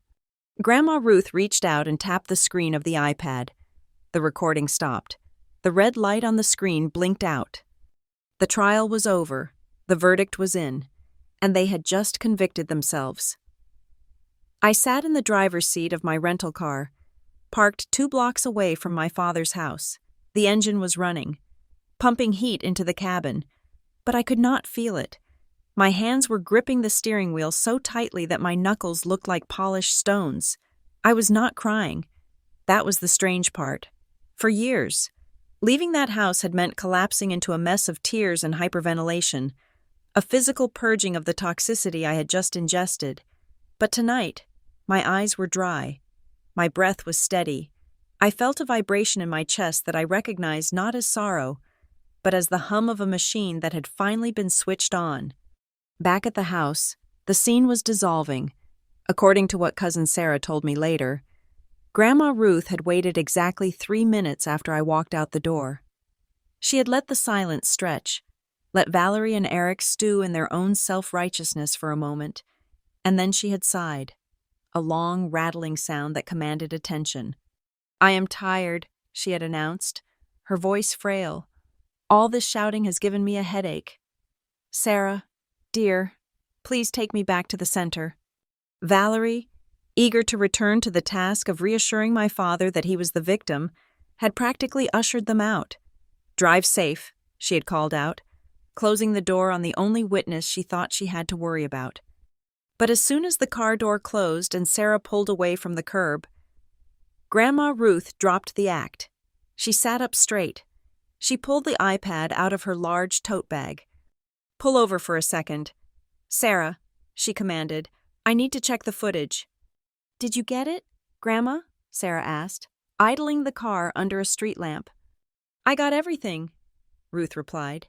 She tapped the screen, scrubbing through the video timeline. She checked the audio levels. She made sure Valerie's whisper, the one about me being a victim no one would believe, was audible. It was crystal clear. Ruth didn't send the video to me immediately. She knew that if she sent it to me, I might bury it. I might keep it as a private artifact of my pain. She decided to take the decision out of my hands. She opened the Share menu.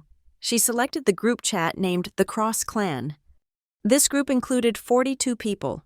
It held my father, Valerie, Austin, every aunt and uncle on both sides, the cousins, the pastor's wife, and several longtime family friends.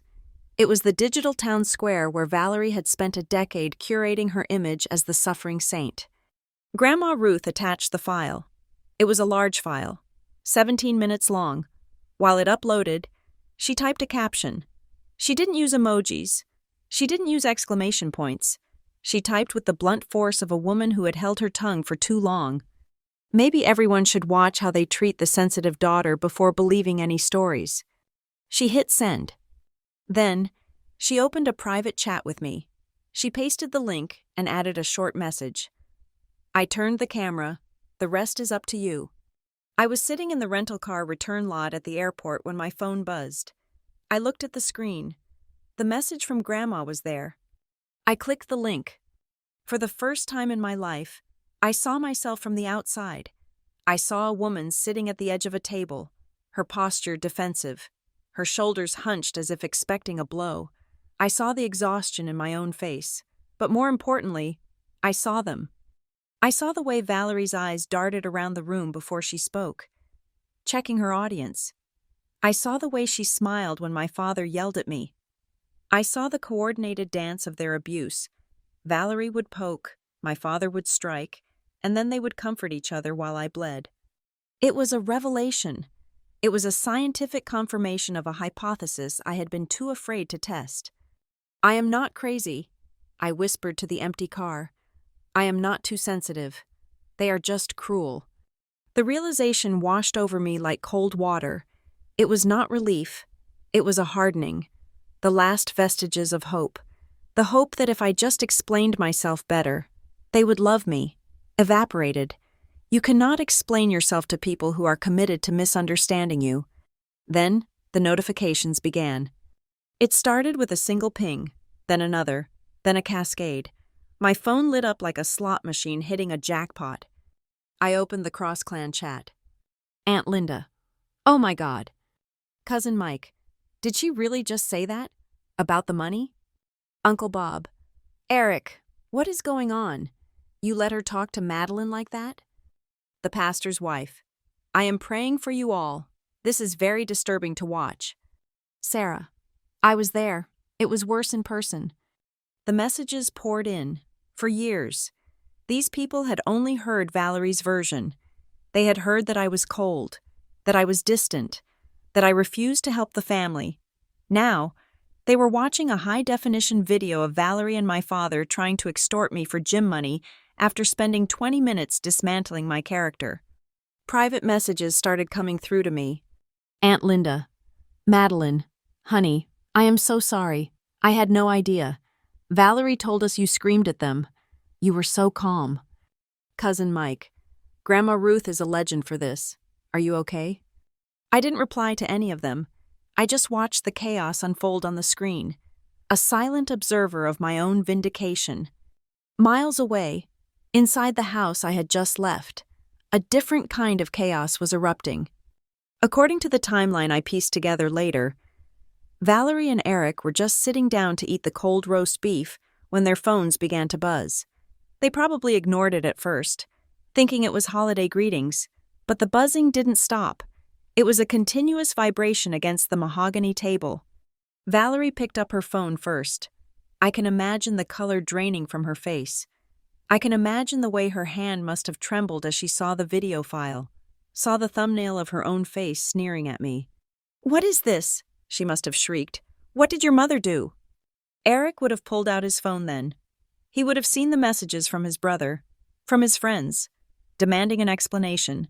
"Why did you tell her she is imagining things, Eric? It is right there on tape." For the first time in 20 years, my father could not deny the reality in front of him. He couldn't say, "You are remembering it wrong."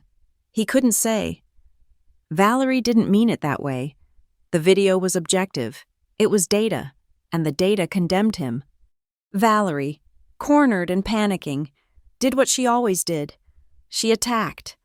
She typed into the group chat, her fingers likely slipping on the screen in her haste. "Valerie, Mom is confused. She doesn't understand what was happening. She is betraying this family by airing private business. This is a violation." It was a weak defense, and Grandma Ruth was ready for it. Sitting in her room at the nursing home, probably sipping a cup of tea, Grandma typed her reply. "Grandma Ruth, I just did what a camera does. Valerie, I showed everyone what really happens when the church lights are off." That sentence ended the debate. There was no coming back from that. The narrative had shifted. The power had transferred. I sat in the airport terminal, watching the battery on my phone drain as the battery of my family's reputation imploded. I felt a strange sense of detachment.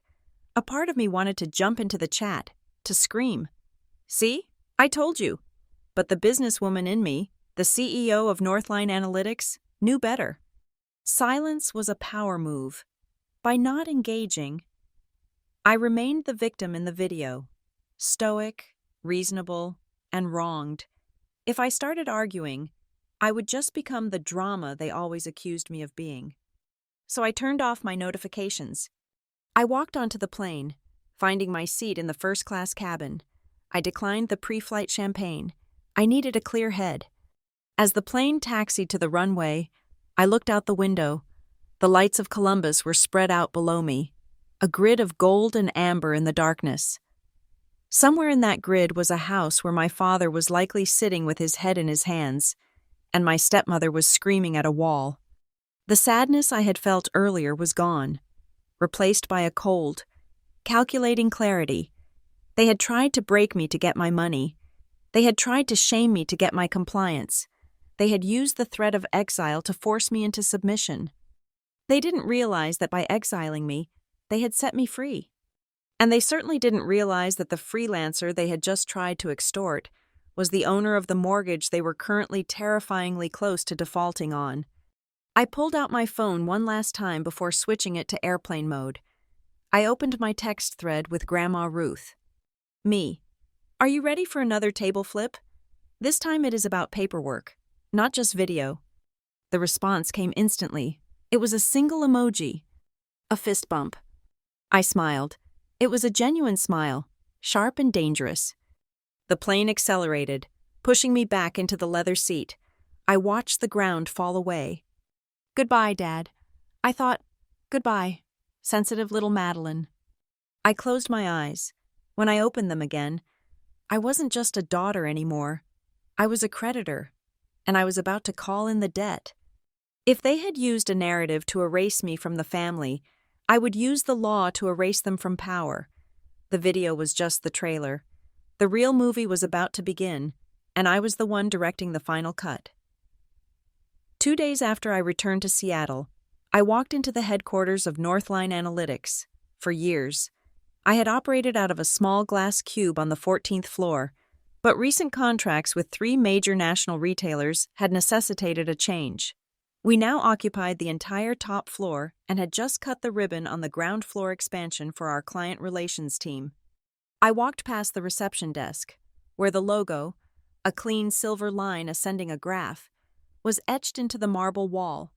My employees nodded as I passed, to them. I was not the sensitive daughter who cried at dinner tables.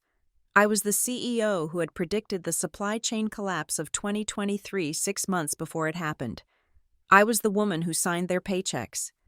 I entered my private office and found David, my personal attorney, waiting for me. David was a shark in a bespoke suit, a man who billed $800 an hour and was worth every penny. He had a thick file on my desk. "It is done," David said, foregoing pleasantries. "The transfer is complete. Through the shell company, Veritas Holdings, you are now the sole holder of the mortgage on the property in Brookridge, as well as the vacation cabin on Lake Erie. We also acquired the business loans your father co-signed for the gym." I sat down in my leather chair and picked up the file. I traced my finger over the address.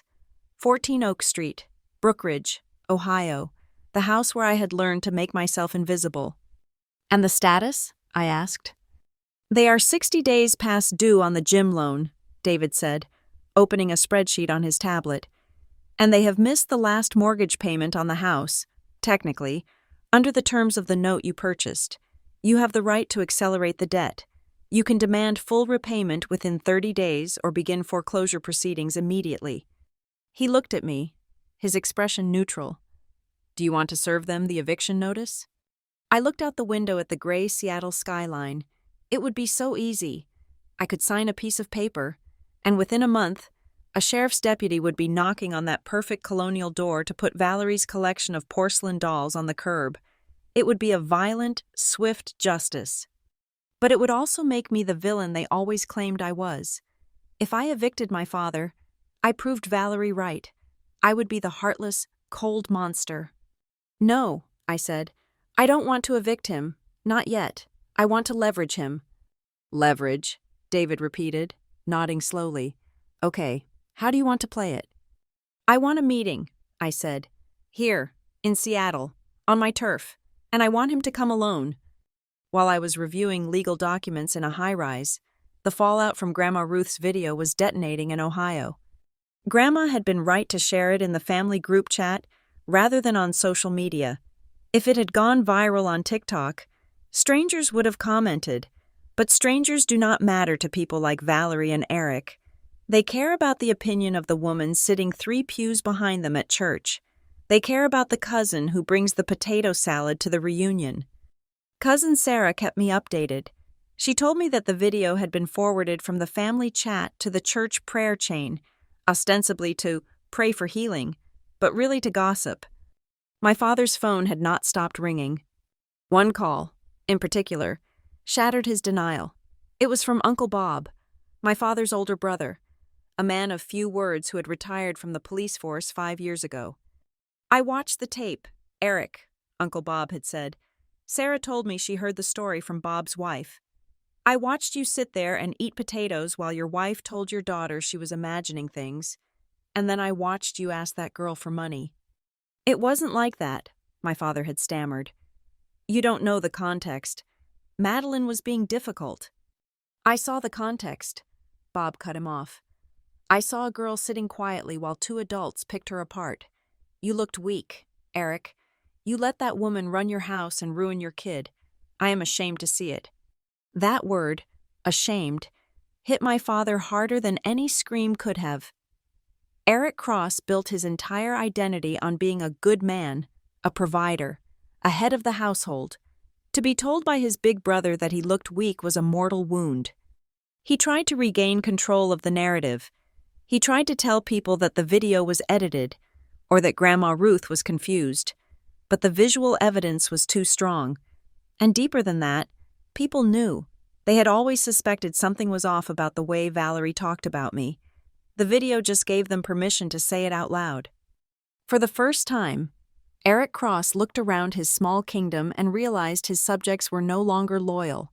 That was the moment I chose to send the email. I didn't send it to his personal account. I didn't text him. I sent it to the email address he used for bills, the one I knew he checked every morning with a sense of dread. Subject: Mortgage account number 8842. Notice of transfer. The body of the email was drafted by David, but the voice was mine. Dear Eric Cross, please be advised that the mortgage note for the property located at 14 Oak Street, along with the associated business loans for Cross Fitness LLC, has been acquired by Veritas Holdings. All future payments and communications regarding these debts must be directed to the undersigned. Attached is a payment history reflecting the current delinquency status of both accounts. As the sole managing member of Veritas Holdings, I am pausing immediate foreclosure proceedings to offer an opportunity for a restructuring discussion. I am requesting a meeting to discuss the terms of your continued residency in the property. This meeting will take place at my offices in Seattle on January 15th at 10 in the morning. Travel expenses will be reimbursed. Condition: you are to attend this meeting alone. No other parties are permitted. Regards, Madeline Cross, CEO, Northline Analytics, Managing Member, Veritas Holdings. I hit send at 9 in the morning, Seattle time. That was noon in Ohio. I waited. At 12:15, my phone rang. It was my father. I let it go to voicemail. He called again and again. Finally, at 12:30, I answered. Madeline? His voice was breathless, a mix of panic and fury. What is this? Is this a joke? I just got an email saying you own the mortgage? What the hell is Veritas Holdings? It is my investment firm, Dad, I said calmly. And yes, I own the mortgage. I bought the debt from the bank when they put it up for sale as a distressed asset. Distressed? He choked out. We missed one payment. One. You missed one on the house, I corrected him, looking at the data on my screen. You missed 3 on the gym, and since the house is collateral for the gym loan, the entire portfolio is in default. I could take the house tomorrow. Dad. You wouldn't, he whispered. We are your family. That is why I haven't sent the sheriff yet, I said. But we need to talk. Did you read the email? January 15th, Seattle. I can't come to Seattle, he shouted. She is going crazy. She saw the email. She is saying you are trying to steal our home. I didn't steal it, I said. I bought it. If you had paid the bank, we wouldn't be having this conversation. But you didn't. You gave the money to Austin, and Austin lost it. Now I own the debt. Valerie is coming with me, he said firmly. We need to face this together. No, I said. My voice dropped, becoming cold and hard. Read the condition. Dad, alone. If Valerie steps foot in my building, the meeting is canceled, and my lawyer files the foreclosure paperwork at 10:01. Do not test me on this. I hung up. In Brookridge, the panic was absolute. Valerie, who had spent years calling me a freelancer and mocking my computer projects, was now staring at a document that said I owned the roof over her head. It was not just a financial crisis for her, it was an existential one. The house was her stage. It was where she hosted the church group. It was where she asserted her dominance over the neighborhood. The idea that she was living there by the grace of the stepdaughter she despised was a humiliation she couldn't process. It is a trick, she apparently screamed at my father. According to the update Grandma Ruth sent me later, she is lying. She is trying to scare us. Call the bank. Eric, call them right now. So Eric called the bank. I can only imagine that conversation. He would have asked the loan officer to confirm who held the note. And the loan officer, looking at a computer screen, would have said, Yes, Mr. Cross. Your account was sold to Veritas Holdings last week. We sent you a letter notification. You no longer owe us anything. You owe them. When Eric hung up the phone, the silence in the kitchen must have been deafening. Valerie tried one last angle. She is doing this to hurt me, she sobbed, playing the victim card that had worked for 20 years. She is vindictive. She is evil. You can't go to Seattle. Eric, she will turn you against me. But this time, the card didn't work. My father looked at his wife. the woman who had convinced him to sign the loans, the woman who had driven a wedge between him and his daughter, the woman whose cruelty was now circulating on every smartphone in their social circle, and he felt the weight of the reality she had created. "I have to go. Val," he said. "She owns the house. If I don't go, we are homeless." Meanwhile, Grandma Ruth was having the best week of her life. Family members who had ignored her for years were suddenly calling her, asking for details, praising her sharp mind. "You were the only one who saw it. Ruth," they said, "thank God you turned that camera." She wasn't gloating, exactly, but when she video called me that evening, she was wearing a new shade of lipstick. "They are terrified," she told me. "Valerie is packing boxes, not because she is moving, but because she is trying to hide the expensive things. She thinks you are coming to repossess the china." "I don't want the china," I said, sipping my tea. "I want the truth." "You have the truth," Grandma said. "Now you need the justice. Your father booked his ticket. He is coming." "I know," I said. "I got the flight notification." "Be careful, Madeline," Grandma warned, her voice turning serious. "He is going to try to use the old buttons. He is going to try to make you feel guilty. He is going to play the 'I am just a helpless old man' card." "I know," I said, "but I deactivated those buttons a long time ago." The day before the meeting, I stayed home from the office. I spent the morning preparing my apartment. I had never let my family see where I lived. To them, I lived in a vague apartment in the city. They probably imagined a studio with a futon. My penthouse was 4,000 square feet of glass, steel, and white oak. It occupied the entire 42nd floor. It had a wraparound balcony that offered a 360-degree view of Seattle, from the Space Needle to Mount Rainier. I ordered a private chef to prepare a small dinner for the evening after our meeting. Just me and my father. I wanted the setting to be intimate, but intimidating. I wanted him to see the magnitude of what I had built without him. I walked out onto the balcony. The wind was cold. Whipping my hair across my face, I looked down at the city, at the cars moving like toys on the highway, at the ferries cutting through the dark water of the Sound. For so long, I had felt small. I had felt like a guest in my own life, waiting for permission to speak, waiting for permission to exist. I had stood on the other side of a locked door, listening to them laugh, listening to them spend my inheritance, listening to them mock my pain. I gripped the cold steel railing. "They told me I was too sensitive," I said to the wind. "They told me I was imagining things." I looked at the key card in my pocket, the key that opened the elevator, the office, the penthouse, and now, figuratively, the front door of 14 Oak Street. "They thought they could lock me out," I whispered. "They didn't realize I was out here buying the building." Tomorrow, Eric Cross would walk into this room. He would not see the little girl who begged for approval. He would see the woman who held the deed. And for the first time in the history of our family, he would have to listen until I was finished speaking. The elevator doors to the 42nd floor slid open with a soft, expensive hush. My father, Eric Cross, stepped out into my foyer. He was clutching his coat in front of him like a shield, his eyes darting around the space as if he expected a trap door to open beneath his feet. He looked older than I remembered, or perhaps it was just that the setting was so unforgiving. In the dim, cluttered light of his house in Ohio, he could blend into the furniture, just another part of the scenery that Valerie had arranged. But here, against the stark white walls and the floor-to-ceiling glass that framed the gray Seattle skyline, he looked small.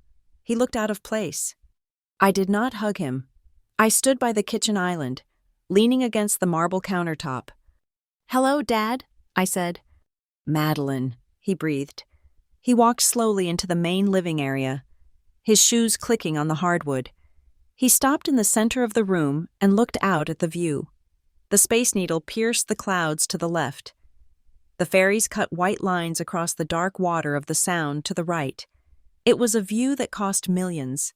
It was a view that screamed competence. "This is yours?" he asked, his voice barely a whisper. "I bought it last year," I said. "Through the company." He turned to look at me, his eyes wide with a mixture of awe and confusion. "Valerie said you were freelancing.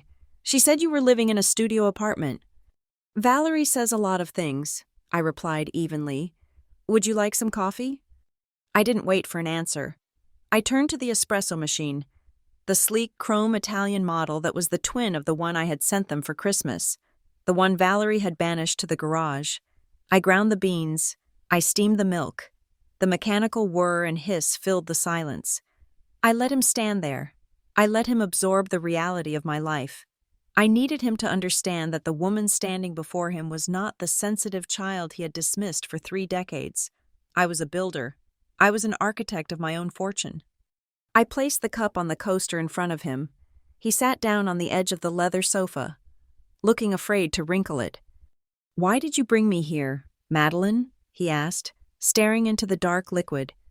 "To show off? To rub my nose in it?" "No," I said, taking a seat in the armchair opposite him. I picked up a remote control.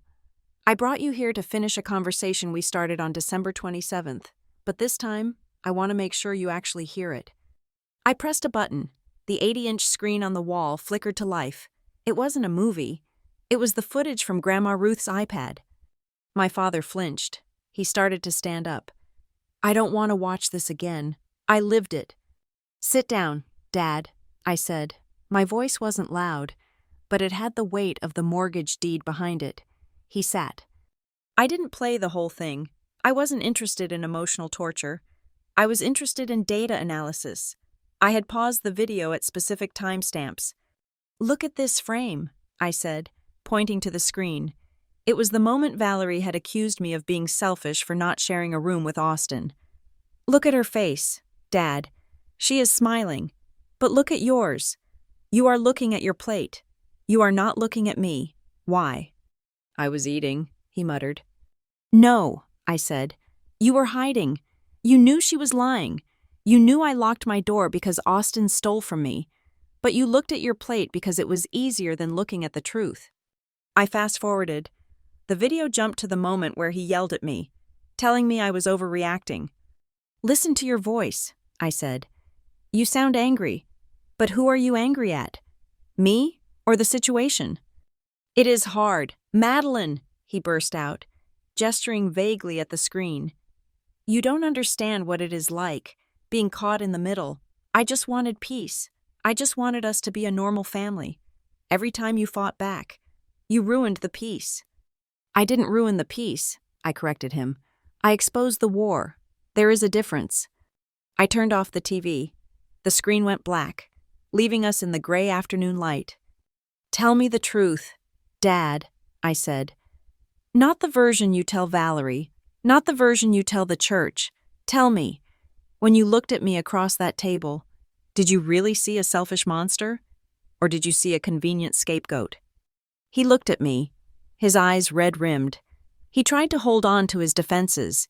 He tried to open his mouth to say the usual lines about how difficult I was, about how sensitive I was. But the luxury of this penthouse, the cold evidence of the video, and the sheer weight of my stare stripped him bare. He slumped forward, putting his head in his hands. "I was lonely," he whispered. It was the first honest thing he had said to me in 20 years. "Your mother died," he said, his voice thick with tears. "And the house was so quiet. I couldn't stand the silence. Madeline, it felt like the grave." Then Valerie came along, and she was so loud. She filled the rooms. She took care of things. She made me feel like I wasn't drowning anymore. He looked up at me, pleading. "I knew she was hard on you. I knew she favored Austin. But I told myself it was just adjustment. I told myself if I just kept everyone calm, it would work out. But she never stopped pushing. And you? You look so much like your mother. Every time I looked at you, I saw what I had lost. It was easier to agree with Valerie than to defend you and risk losing her too. I was a coward. I was afraid of being alone again." I sat there, listening to the confession I had waited a lifetime to hear. It should have felt triumphant. It should have felt like victory. Instead, it just felt heavy. "You sacrificed me," I said, "to save yourself from loneliness. You threw me to the wolves.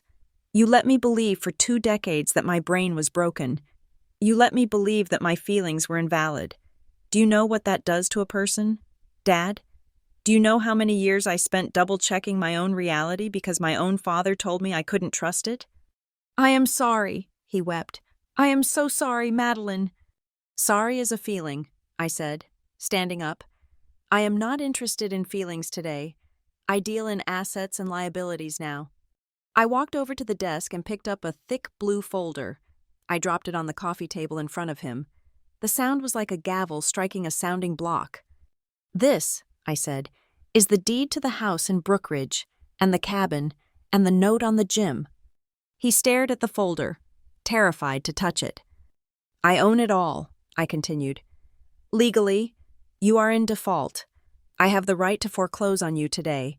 I could evict Valerie and Austin by the end of the month. I could sell the house to a developer who would tear it down and build condos.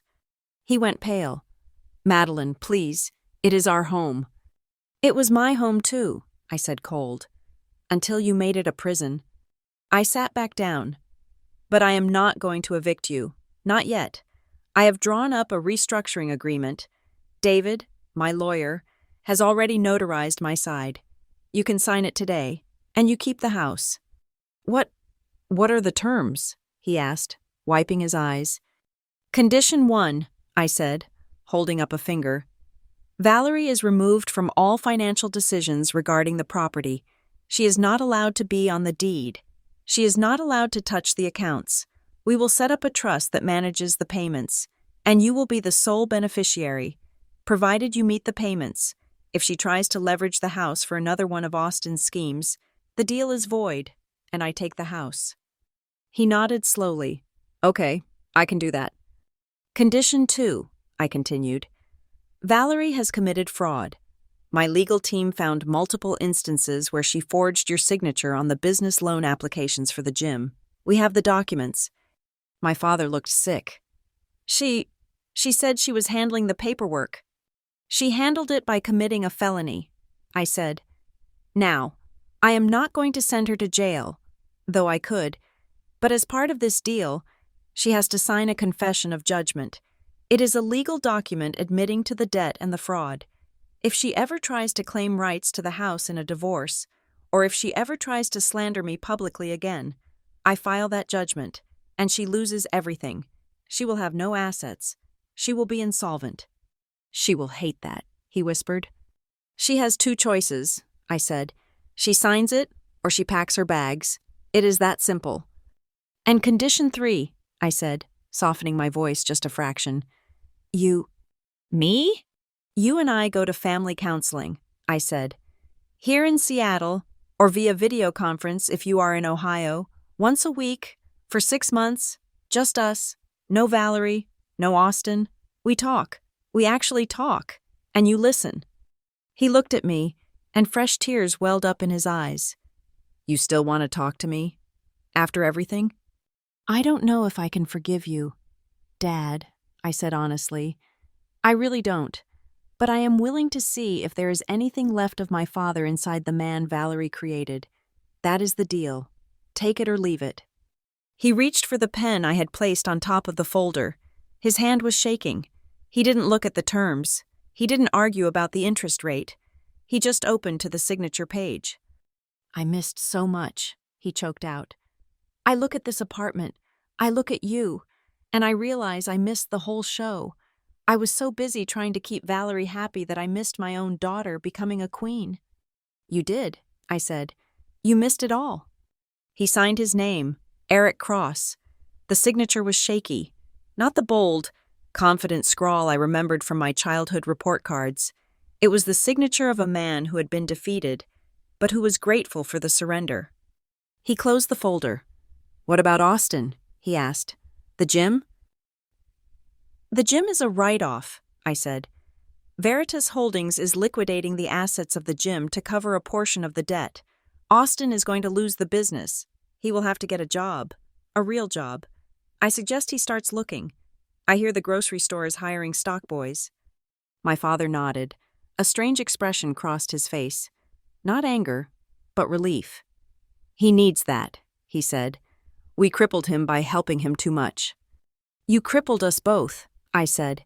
You just broke my heart to save his ego. He stood up, clutching the folder to his chest.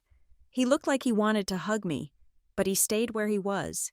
He respected the boundary I had drawn. I will tell Valerie, he said. I will make her sign. I know you will, I said, because if you don't, I will make the call. He walked toward the elevator. Before he pressed the button, he turned back. Madeline, he said, I love you. I know you don't believe that, but I do. I looked at him across the expanse of my beautiful, silent apartment. Love is not a word, Dad, I said. Love is an action. Love is who stands next to you when the camera is turned on. For 20 years, you stood next to her. Now, you have signed a piece of paper that says you are standing on your own. Prove it to me, not with words, with the rest of your life. The elevator doors opened. He stepped inside. As the doors closed, cutting off his tear-streaked face from my view, I didn't feel a surge of joy. I didn't feel the thrill of revenge. I felt balance. The ledger was finally correcting itself. The debt was being restructured. I walked back to the window and looked out at the city. The sun was beginning to set, casting long shadows across the water. I took a sip of my coffee. It was cold, but I drank it anyway. I picked up my phone and texted Grandma Ruth. He signed. Her reply came back in seconds. Good. Now, go eat a nice dinner. You have earned it. I put the phone down. I was not the sensitive girl anymore. I was the one holding the pen. And for the first time, I liked the story I was writing. The year turned over not with a scream, but with the pop of a cork and the sound of jazz playing softly through the speakers of my penthouse.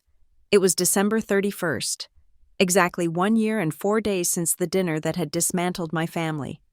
My apartment in Seattle was filled with a golden, warm light. I had hired a local chef, a young woman named Elena who made pasta from scratch, to cater the evening. The air smelled of brown butter, sage, and roasting garlic, rich, authentic smells that were a stark contrast to the artificial vanilla candles that used to choke the air in the house in Brookridge. I looked around the room at the people who had chosen to be here. There was Cousin Sarah, laughing near the kitchen island, holding a glass of champagne. There was Cousin Mike, who had flown in from Chicago, talking animatedly about his new golden retriever. There was Aunt Linda, who had pulled me aside earlier to apologize again for not seeing the signs sooner. And there, sitting on the white buccal sofa, was my father. Eric Cross looked different. He was thinner. The gray in his hair was more pronounced, but the tension that used to line his forehead, the permanent furrow of a man walking on eggshells to appease a volatile wife, was gone. He was holding a glass of sparkling cider. He was listening to Grandma Ruth, who was holding court in her wheelchair next to the fireplace. Valerie was not here. Valerie was not anywhere near here. After she signed the Confession of Judgment, a document my lawyer had drafted with brutal precision, she had realized that her reign was over. She couldn't leverage the house. She couldn't access my father's retirement accounts, which were now protected by the trust I administered. Stripped of her financial power and her social standing in the family, the marriage had dissolved rapidly. She had moved into a small 2-bedroom condo on the edge of town. Paid for by a modest settlement I had approved solely to get her out of the house without a protracted divorce trial. Austin was working shifts at a warehouse distribution center, learning for the first time that sweat has a value that cannot be borrowed. They were gone from my daily life. They were static on a channel I no longer watched. I walked over to the coffee table where Grandma Ruth had placed a heavy, leather-bound book. It was the scrapbook. She had brought it with her on the plane, guarding it more closely than her medication. She had updated it. I flipped through the pages. There were the old clippings, the science fairs, the choir concerts, but now there were new pages. There was a printout of the press release announcing Northline Analytics' acquisition of a smaller competitor. There was a photo of me speaking at the Data Summit in San Francisco, and on the very last page, there was a picture taken just 3 hours ago, all of us standing on my balcony, the Space Needle glowing in the background. with my father standing next to me, not overshadowing me, but smiling with a kind of shy pride. "It is a good book," Grandma Ruth said. I hadn't realized she was watching me. "It is a heavy book," I smiled, closing it gently. "History is heavy," she replied, her eyes twinkling behind her glasses. "That is why you need strong people to carry it." She reached into her tote bag and pulled out her phone. Then, she did something that made the room go quiet. She pulled out a small, portable tripod. She set it up on the coffee table, adjusting the legs until it was perfectly level. She clamped her phone into the holder and swiveled the lens until it faced the center of the room, capturing the sofa, the view, and the people. I laughed, a genuine, bubbling sound. "Grandma, are you turning the camera again?" The room chuckled nervously. Everyone knew the story. Everyone knew what turning the camera meant in this family. Grandma Ruth didn't laugh. She looked at me with a solemn intensity. "The last time I turned the camera," she said, her voice clear and strong despite her 81 years, "it was to catch a crime. It was to prove that you were being hurt, but a camera is a tool. Madeline, it doesn't just record pain, it records healing. I am turning it now to remind us that this part, the part where we are safe, the part where we are together, is worth recording too." She tapped the screen. The red recording light began to blink. My father stood up. He looked nervous. He smoothed his tie, a habit he had when he was anxious. He looked at the camera, then he looked at me. "I would like to say something," he said. The room went silent. Elena, the chef, stopped stirring the sauce in the kitchen. "For a long time," my father began, his voice shaking slightly, "I thought my job was to keep the peace. I thought that if I just kept everyone quiet, everything would be fine. But I learned this year that peace built on a lie isn't peace. It is just a ceasefire waiting to break." He took a step toward me. He didn't try to touch me. He respected the space I needed. "I called you sensitive," he said, looking directly into my eyes. "I called you dramatic. I said you imagined things. I used those words as a shield because I was too weak to face the fact that you were the only one telling the truth. I let you carry the burden of my bad choices because it was easier than carrying them myself." He took a deep breath. "I am sorry. Madeline, I am sorry for the years I missed. I am sorry for the protection I didn't give. And I want to make a promise, not just to you, but to everyone here, and to that camera your grandmother is pointing at me." He straightened his back. "I will never call anyone too sensitive again, because I have learned that sensitivity is just another word for paying attention, and from now on, I am going to pay attention." I looked at him. I searched for the anger that had fueled me for 2 decades. I searched for the burning need to prove him wrong, to hurt him back, to make him pay. I couldn't find it. It wasn't that I had forgotten, I would never forget, but the anger had cooled into something solid and manageable. It had become a boundary. I realized then that I didn't need to forgive him completely to love him. I could love him from a place of safety. I could love him as a flawed man who was finally trying, rather than as the idol who had failed me. "Thank you, Dad," I said softly. I didn't rush to hug him. I didn't cry. I simply accepted the apology as a payment on a debt, a payment that cleared the ledger enough for us to move forward. "Okay," Grandma Ruth clapped her hands, breaking the heavy tension. "That is enough emotional speeches. I am 81. I want to see the fireworks before I fall asleep." We all laughed. The tension broke. We moved toward the balcony as the clock on the wall ticked toward midnight. Outside, the air was crisp and cold, smelling of the sea. Seattle was spread out below us, a carpet of lights. The Space Needle was illuminated in gold. I stood at the railing. My father stood to my left. Grandma Ruth had wheeled herself to the doorway. Cousins Sarah and Mike were on my right. I thought about Valerie. Somewhere, in a condo with beige walls and no view. She was probably sitting alone. Austin was likely out with friends, spending money he didn't have. She was probably watching the ball drop on a television set, scrolling through Facebook, seeing the notifications of a family gathering she wasn't invited to. I imagined her seeing the video Grandma would inevitably post tomorrow. I imagined her seeing the smiles. I imagined her seeing me, the freelancer, standing on the balcony of my multi-million-dollar penthouse. It was a silent punishment. I didn't need to sue her for emotional distress. I didn't need to scream at her. Her punishment was her irrelevance. She had built a narrative where she was the center of the universe, and now she was orbiting in the dark, watching our gravity from a distance. 2 minutes, Sarah shouted, checking her watch. Grandma Ruth maneuvered her wheelchair so she could see the tripod she had moved to the balcony. She checked the angle. "Come here, Madeline," she whispered. I leaned down. "What is it, Grandma?" "Do you see?" She pointed to the screen of her phone. "Look at the frame." I looked. In the screen. I wasn't in the corner. I wasn't hidden behind a plant. I wasn't cut out of the frame. I was in the center. The light from the city caught my face. I looked strong. I looked happy. "When the camera is turned the right way," Grandma whispered, "people finally see who is the villain and who is just the person daring to feel. You are not sensitive, child. You are just in focus." 10. The crowd below us in the city began to chant. 9. My family joined in. 8. I looked at the lens. For the first time in my life, I didn't feel the urge to hide. I didn't worry about my angle. I didn't worry if my expression was too intense or too sullen. 7. 6. I realized that I held the copyright to my own story now.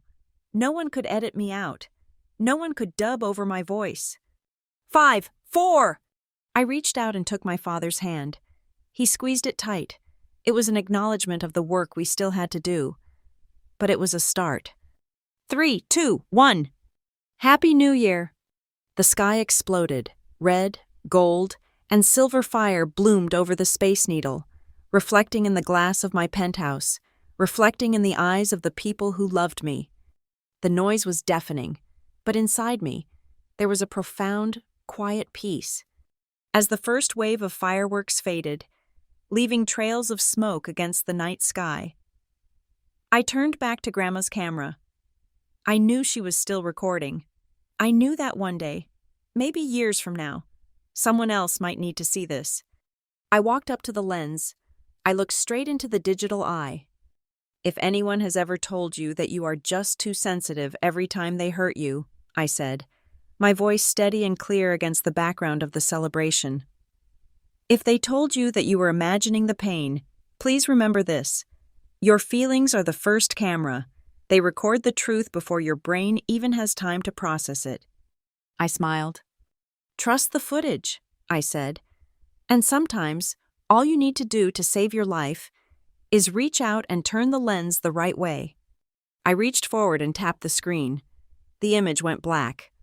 Thank you for listening to my story. This was not just a story about revenge. It was a story about reclaiming the truth. If you have ever been the family scapegoat, or if you have ever been told your reality wasn't real, I want you to know I see you. I am curious to know where you are listening from. It is midnight here in Seattle. What time is it in your city? And I have a question for you. If you were in my shoes, would you have chosen option A, walk away and never look back? Or option B, turn the camera and rewrite the narrative? Please let me know in the comments.